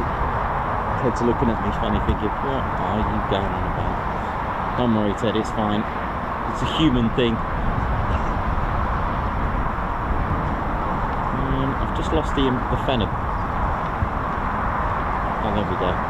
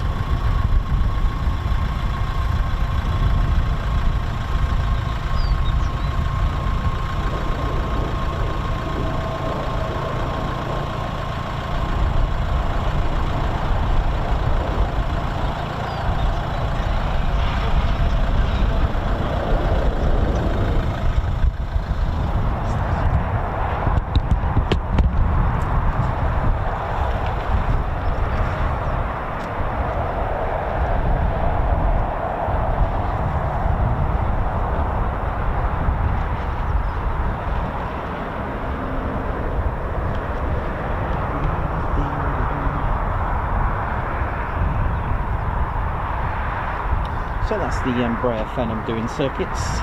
The Embraer Phenom 100, or the Phenom T1, known to the Royal Air Force. It is a multi-engine pilot training aircraft, an MEPT, and that, by the way, it replaced the King Air B200 for those interested. The engine is it's powered by two of the Pratt & Whitney Canada PW617F turbofan engines. Oh yeah, and it's got two of those, rated at 1,695 pounds. It's pretty impressive stuff, and it flies RAF College Cranwell with number 45 Squadron. And it really is an aircraft for training duties. It's got a touchscreen cockpit and comprehensive navigation, communications and flight safety suite as well. The Phenom 100 delivers pretty much a quantum leap in the multi-engine flying training and in the capability as well.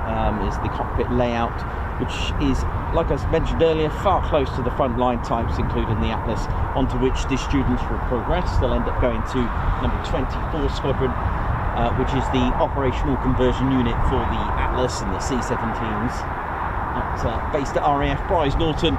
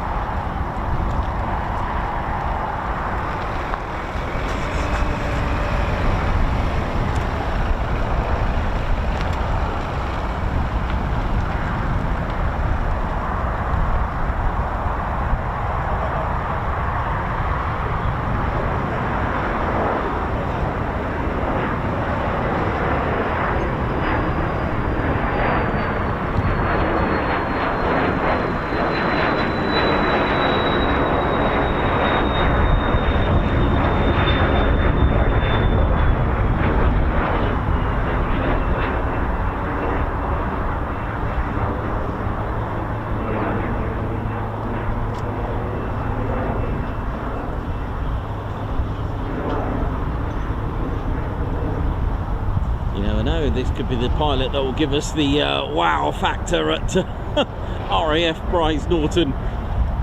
If the pilot should go on to the C-17, and we've seen them do some good stuff there, haven't we? We've seen them do some good stuff. So yeah, one last show then for the week.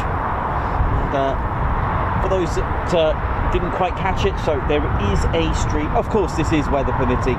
There is a stream on Monday, and with a miniature stream on Tuesday, like I did before, just to say goodbye and see if we can get any action as well at the same time. And away I go for the rest of the week. So, like I mentioned and stressed out the importance of the streams for everyone. I do understand, and I do realise how much you all love our streams and make it your daily routine. Don't worry, I'll be there, and I will be doing just a few, maybe some fun members only little 2-minute updates with Ted and his little walks, alright, for our members. So I'll, if you remember, you can tune in. By the way, that's signal permitting wherever I am on Dartmoor, because of where it is and where we could be, Ted and I and Claire Bear. So yes, so leave that with me.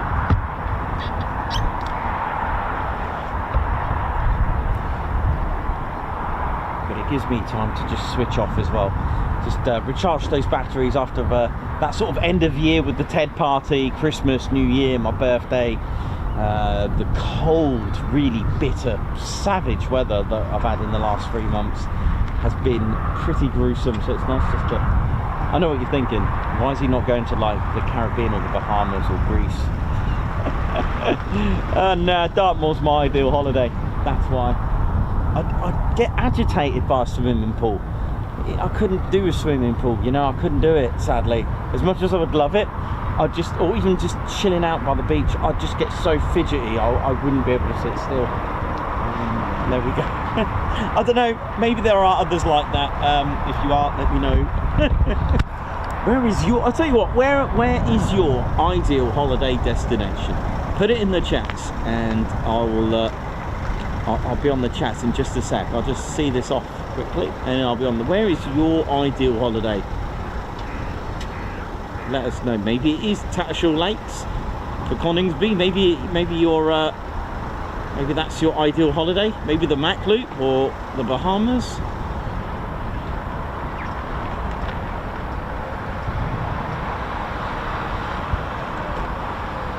Italy, Spain, Greece, Cyprus.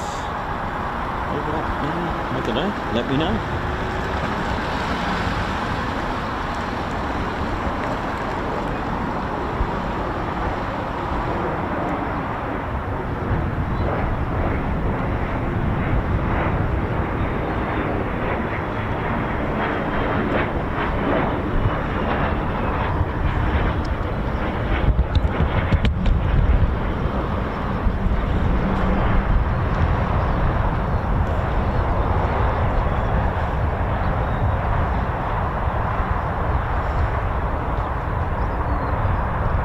Smith, gone for North Yorkshire. Got Bora Bora from Marcus. Lake District from Daville. Nice. Hawaii from G Van Pulliam. Check out that. Maldives from Margot. Cool. Steve Oliver, Scotland. Got North Devon from Daville. Nice. Some good places there, you know.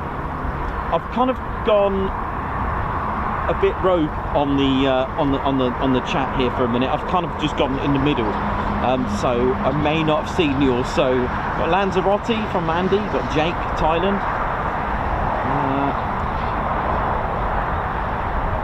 Karen Glenn, Vanuatu, nice.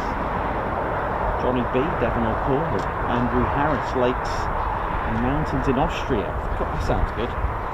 Not Captain Weber says Tattershall Lakes in May for a week. Nice. Yeah, cruising in Southampton. You know how it is. Nellis for red flag exercises.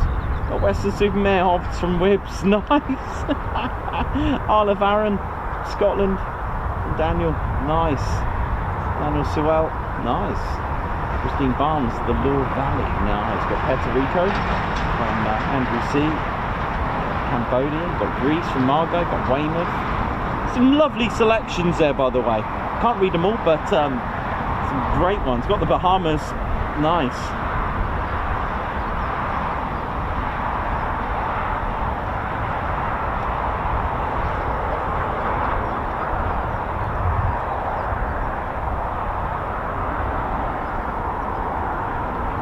Coats. Machu Picchu in South America. Nice.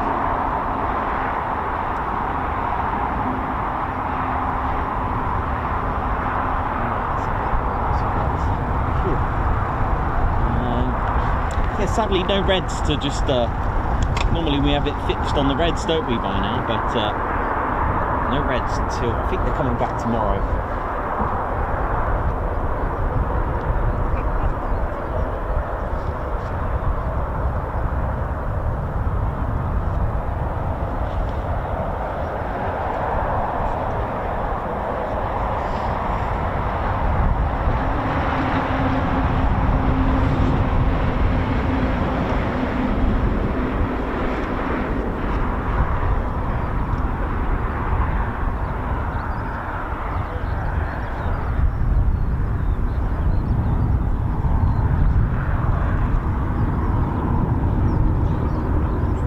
I hope it's nothing serious, but the burger van looks closed for a minute.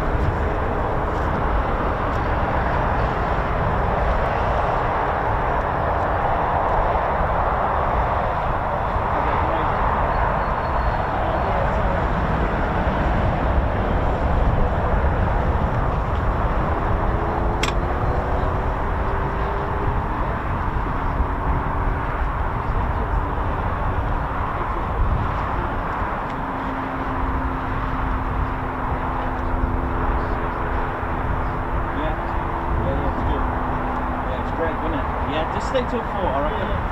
That's what I'll do. I've got another half an hour. Triplet. That's my theory. Take care, man.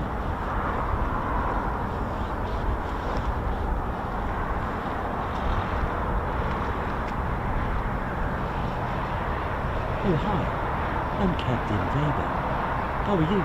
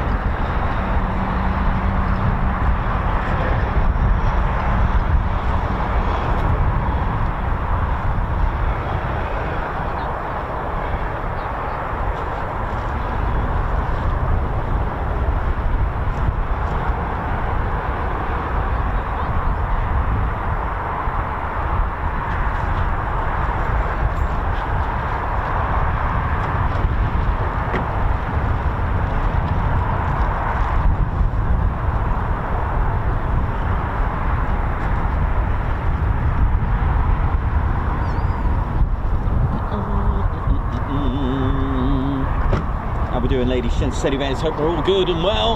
Hello, Wingy here, yes, how are you? Yes, just been playing golf. Yes, no matter what the conditions are, throw it to me. The sun hasn't got his hat on, I have. Hey, how's it going there, Wingy, you alright? Yes, very good, yes, how are you there, Cobra Drew, how are you? Yeah, good mate, good, just been working hard over there with the aircraft, taking part in this operation, in this exercise Cobra Warrior. Cobra Warrior, what is this? What was that, the name for the exercise? Yeah, that's right. It's the Royal Air Force's largest exercise, run by the Royal Air Force, of course, and it's a biannual one. Oh, lovely. What do we got here then? Have we got any Spitfires? No, Wingy, no, there isn't any Spitfires. Well, what do they have? What do they have? Talk to me. Well, they've got F-16s. Yeah. F-15SAs, right, and some Rafales. Oh, I thought you didn't like this sort of thing. Yeah, well, it sounds good. I like Rafale. Sounds great. Sounds like my type of thing. A gust of wind. Goodbye. Well, just like that? I'm only joking. Joanna, pass me my jacket. Oh, darling, do behave. My jacket. What's wrong with that? Why am I not behaving? I don't know, I think maybe she just thinks, you know, you're up to something. What do you mean? Well, I don't know, I don't know. Are you always up to something? Of course, I'm Wingy. I used to be a wing commander, you know, we're always up to something. Wingo, yes. Right, okay, and that's been up to something, is it? Well, yes, absolutely. Hey, listen, it's a busy road. Can you see me across the road? Where are you going? Yeah, I can see you. Oh, can you walk me across the road? Oh, you silly fool. Dear, oh dear. Oh dear. Joanna, pass me my monocle and my stick and my jacket. Darling, do behave. What do you mean? And the bare necessities. How dare you talk to me? Shut up. How dare you? Oh my word. Well, not sure what's going on with them two. Absolute balmy, aren't they? I'll tell you what, that current bun is a bit shy today. How you all doing? Hope you're all feeling well. Hope you're all good. Oh, well, look, it's Red. God, almost scared the fur out of me. You right there, Red Ted? Hey, shouldn't you be in? Shouldn't you be at Lossy Mouth? Oh, something I said. Oh, they're all going now, innit? Unbelievable. Oh well, never mind. Mine, there you go.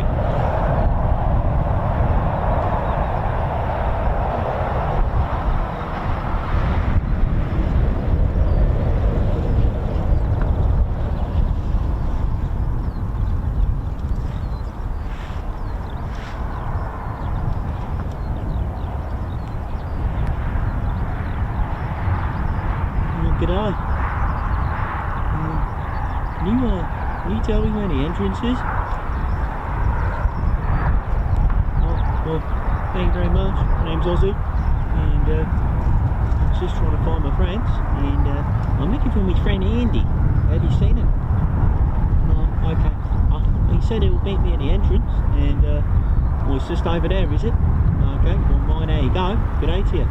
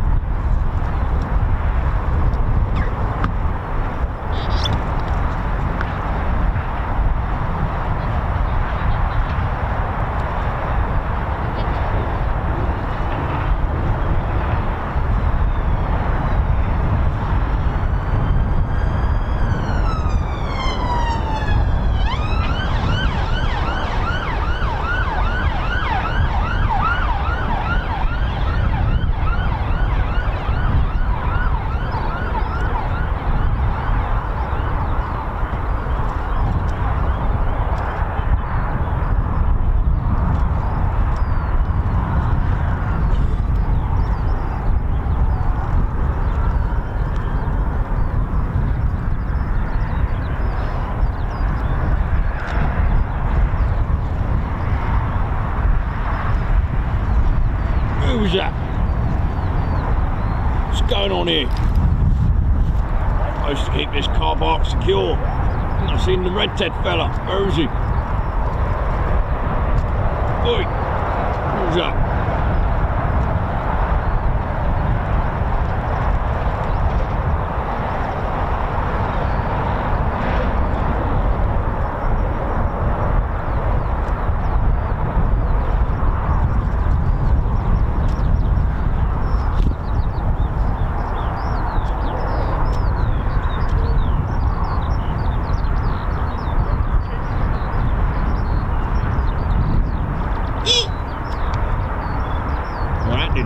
Did it? Must be my aftershave there now.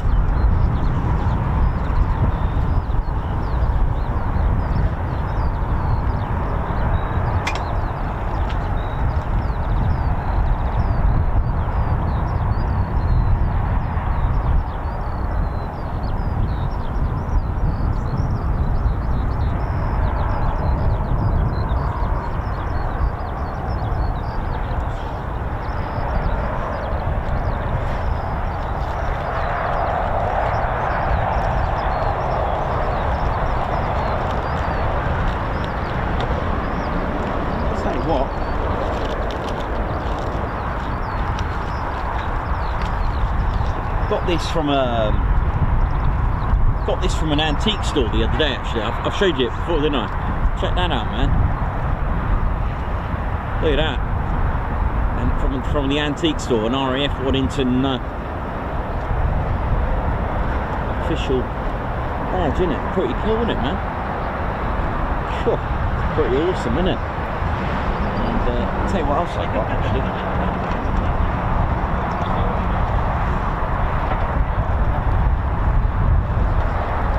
Managed to get, if there's anything I can talk about relating to the squadrons here, then I'll get it, but obviously these things,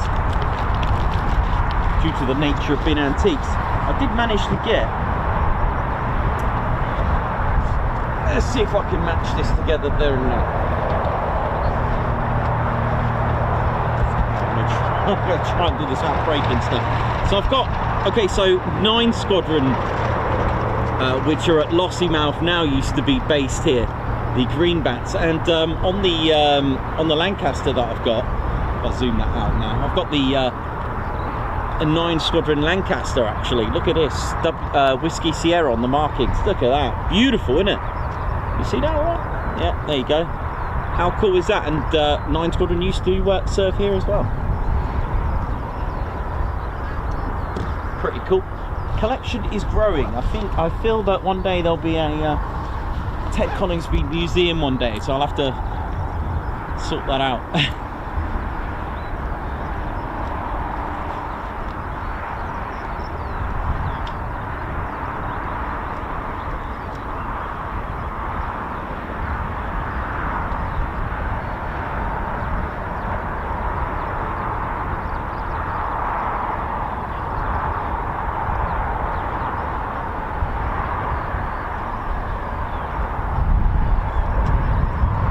John Schomburg, Stu Footer, how you doing? Karen Glenn, Johnny B, Captain A, Mark Moody, Stu Footer, Paul Mayers, Chris Bloxham, Edward Coates, Helen Owen, Dieter de Kerry.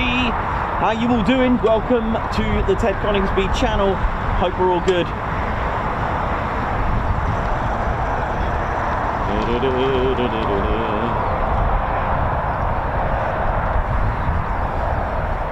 Hopefully we'll get some more movement.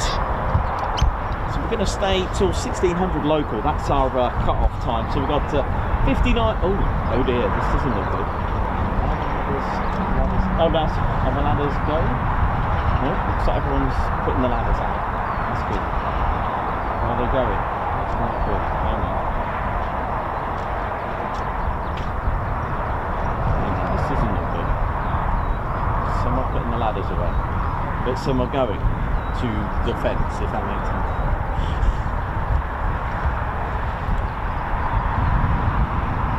Is that a red arrow? What's that doing here? Okay. Oh, so that's how Red Ted got in. Cool. That's how Red Ted got here. Fair play. Oh, that's why.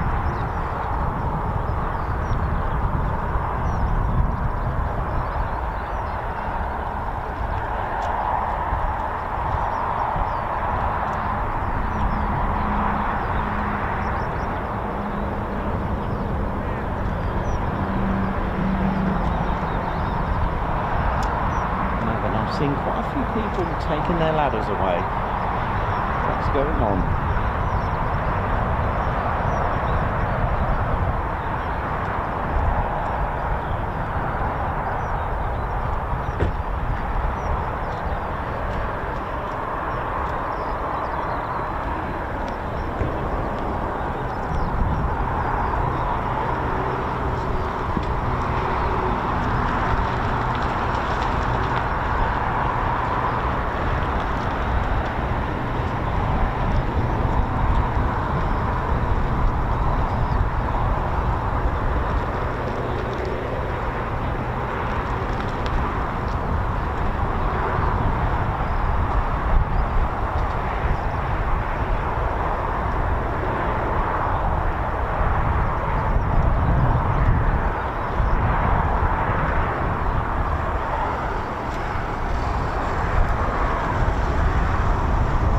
It is bitterly cold though, I'll give it that.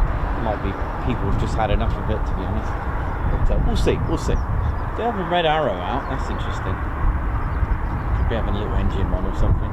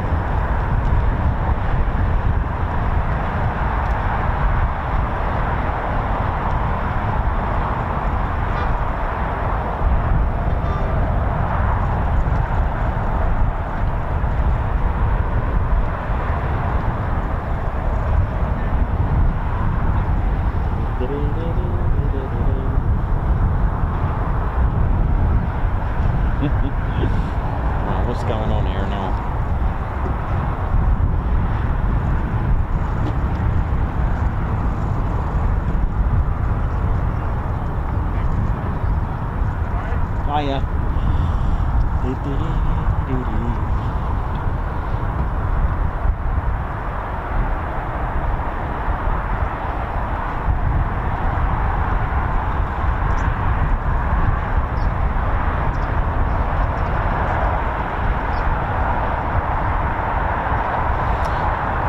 Right,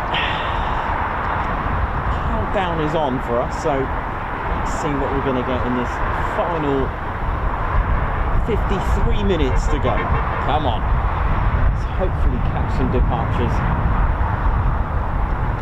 But it is bitter, there's quite a few people that are leaving, which is a bit worrying, but we'll see.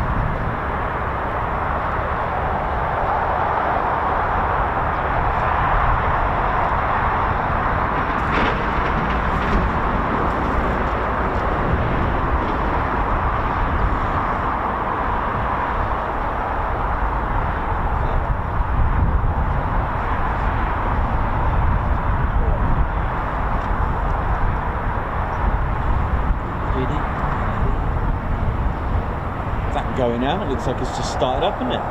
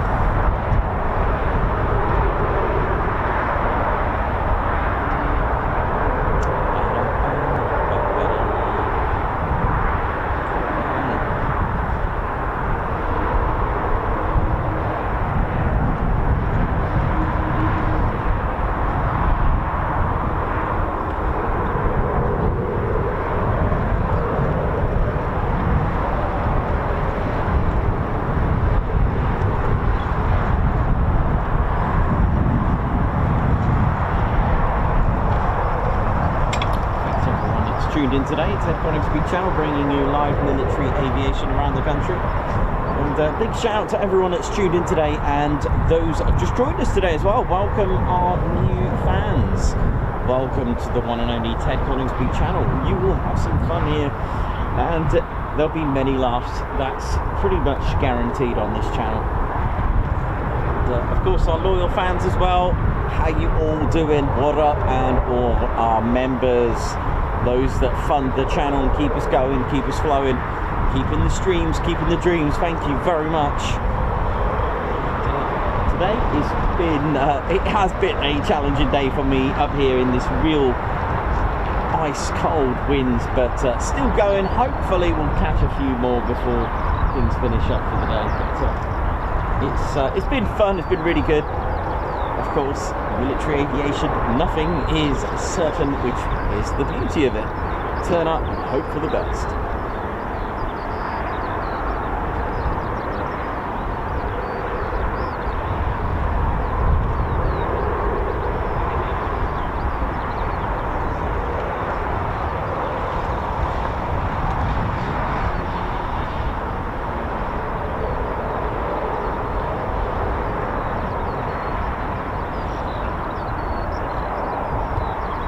White Wizard, what up? How you doing? Hope you're good. Airborne Womble, how you doing, John? Watching from Devon. Robert Brassel, how you doing? Nathan, Paul Mayers, Chris Bloxham, Michael Woodringe. Oh yeah. It's the weather's deceiving. Trust me, it's absolutely bitter and horrible. It really is a right painful day today. Even wrapped up. It's pretty uncomfortable, but no worries. The planes just have a way of making that disappear.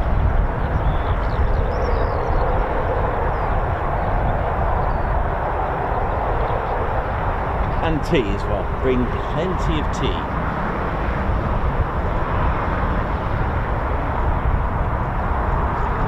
Looking forward to the warmer days. Do you know, it would have been an absolutely marvellous day if it wasn't for the wind today. It would have been really, really warm today. But sadly it hasn't.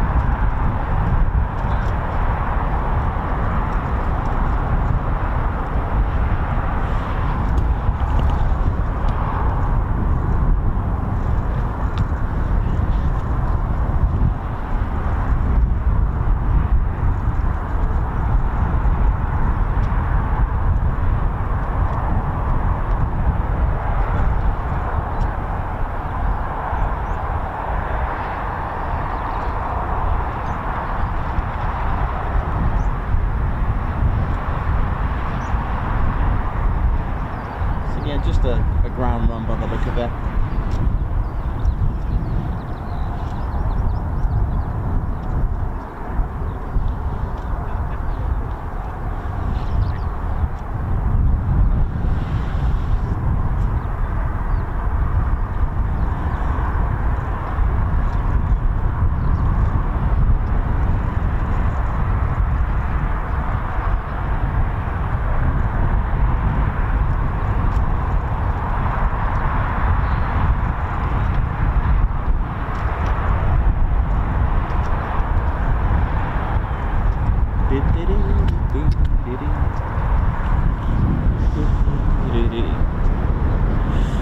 So they are using runway 2, runway 02.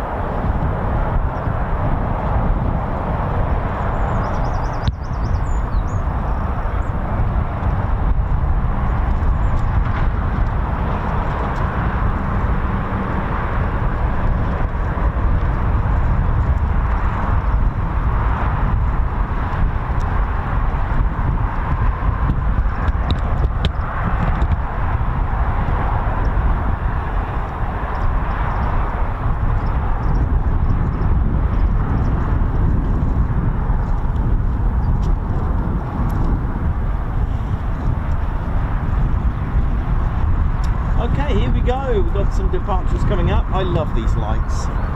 Look at that. If you ain't got any radio or anything, just look at the lights. Okay, here we go. No idea what we got, but something is about to depart. All I can say is send it. Let me just get myself ready for it. Come on.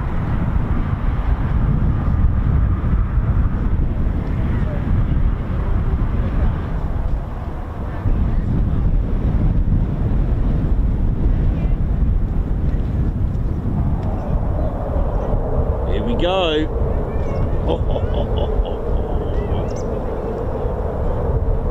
Keep it low for the show, come on. Yeah.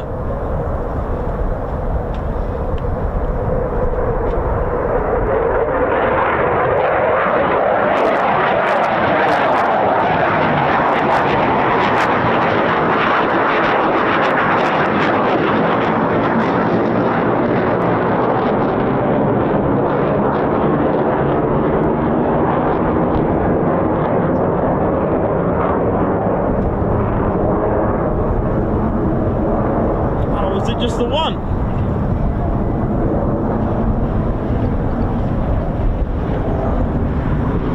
Just the one then. Oh no, here we go, lights are on again, here we go.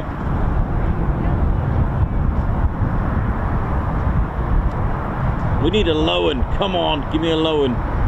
That's the Rafale, the Dassault Rafale. Rafale means gusts of wind in French. And it's French Armée de l'Air. It's the French Air and Space Force. Here we go. Let's ride. Here we go. Oh, this looks good. But this is what I'm talking about.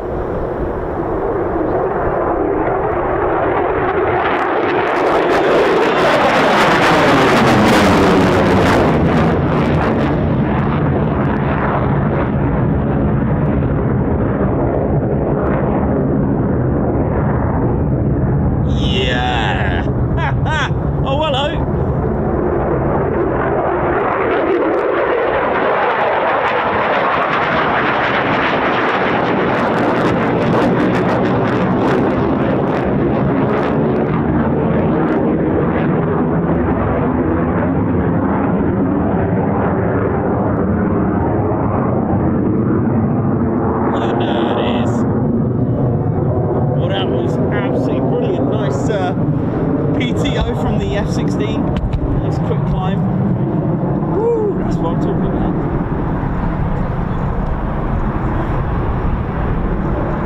I'm on kept it low for the show. That is what I'm talking about. Do you know what I mean?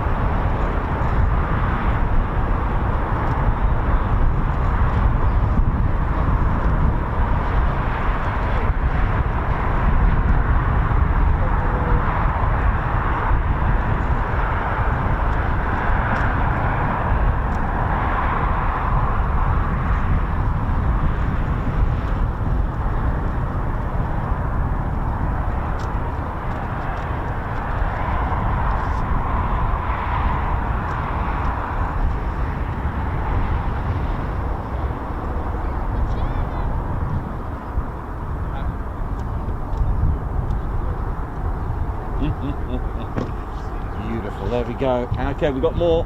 Here we go. I love those lights. Okay, give me some low ends. Come on.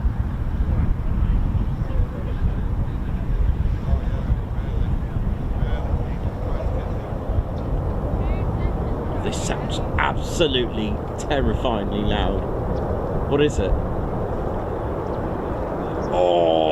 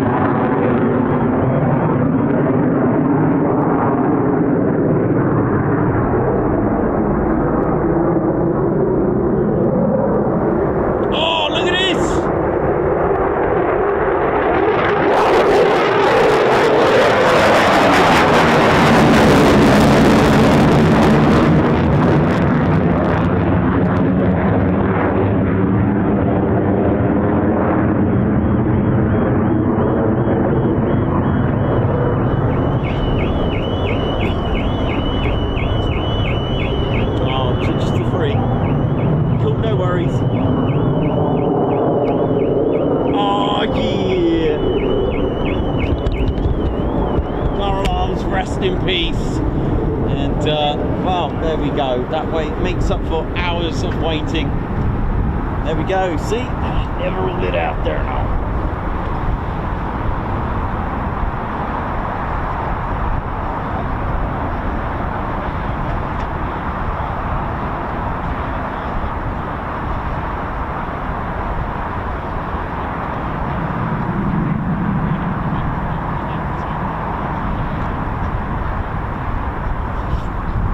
honestly, these lights are absolutely helpful. They really are.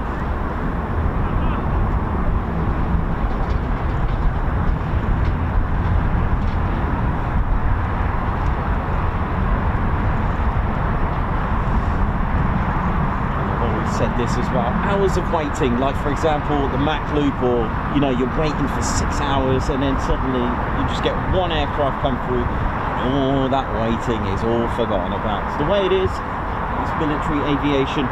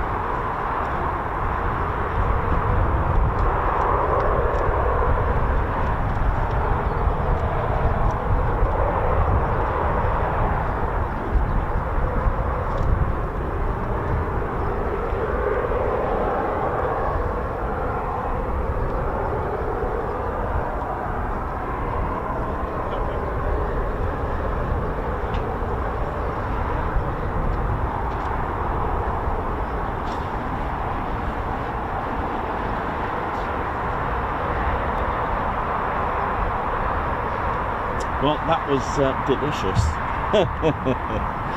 Absolutely brilliant, isn't it?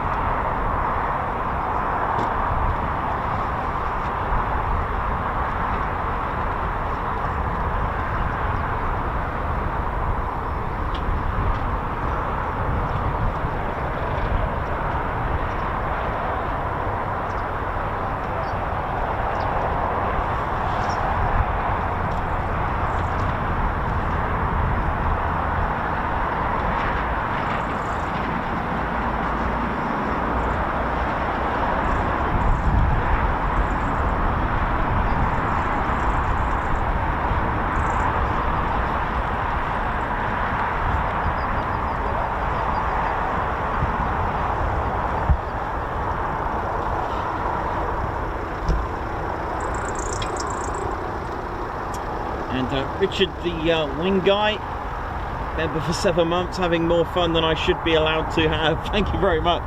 Guards March, thank you for that. Rod Hall as well, member for 17 months. Great being part of the TCS family. Oi oi. And an oi oi to you. Thank you very much indeed. Faith Marshall celebrating 20 months as well. Amazing stream, Ted and Nikos. Thank you. And thank you. Craig Lockett, welcome to the Ted Coningsby Squadron. A high five, Guards March. Wee Stevie boy, where's the boss these days? Love that. Thank you very much, Guards March. Dawn Mitchell, high five, Guards March as well. Welcome to the TCS Posh Officers Club.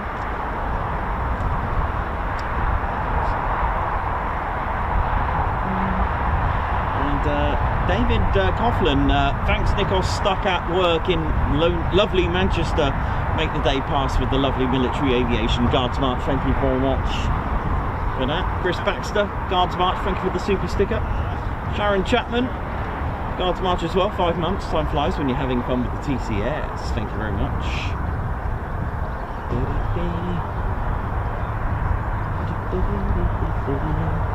Right then, ladies, gents and teddy bears, hope you all enjoyed that. It was pretty mega, wasn't it? Right. Well, that's us done then, complete. We waited and waited and we got to our departures. Thank you very much. Ladies, gents, teddy bears, thank you very much from myself and Ted. Just want to wish everyone involved at Cobra Warrior, so that's the Royal Saudi Air Force, the Armée de l'Air, and the Turkish Air Force, thank you very much. And also, actually the Italian Air Force, the Aeronautica Militare, who came here as well. Nice. Yeah, so, and everyone involved at RAF Waddington, thank you very much. And all the car alarms, rest in peace. Big shout out to the AA and the RAC and all the other recovery teams. How you doing? And of course, big shout out to the emergency services as well. Thank you for what you do. Ladies, gents, teddy bears, hope you've all enjoyed it. My name's Nikos, I'm your cameraman and commentator. This is our squadron leader, Ted Coningsby, and you've been watching the Ted Coningsby channel live here at RAF Waddington. So, for the last time for today, but not for the week, it's see you soon, wish you well. Come on, Teddy. Thank you very much, everyone.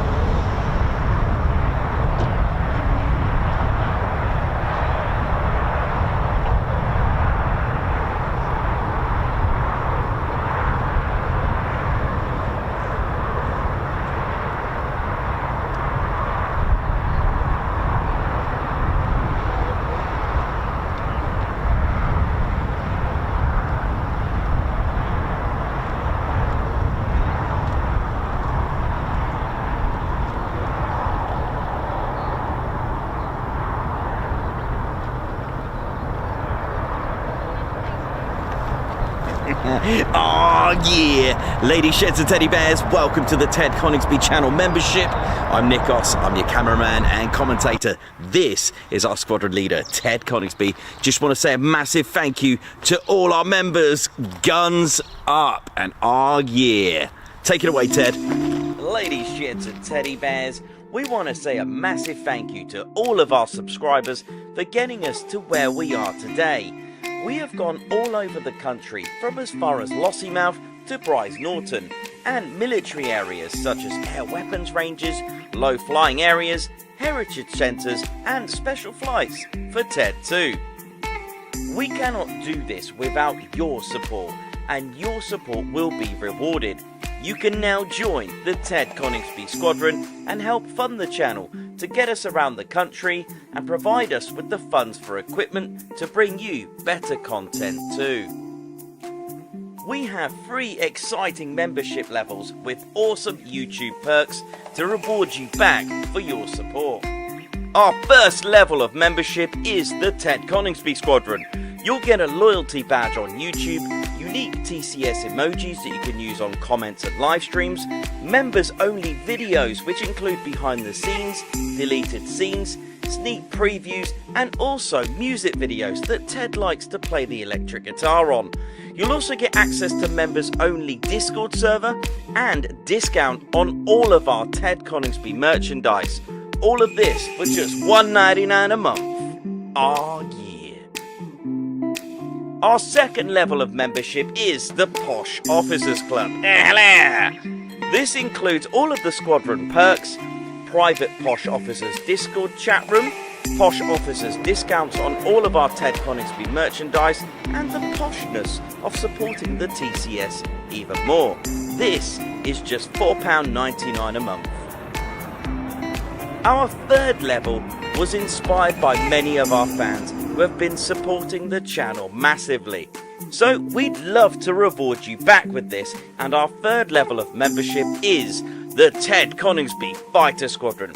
This gives you a more personal experience with me and Ted, with exclusive live streams and content.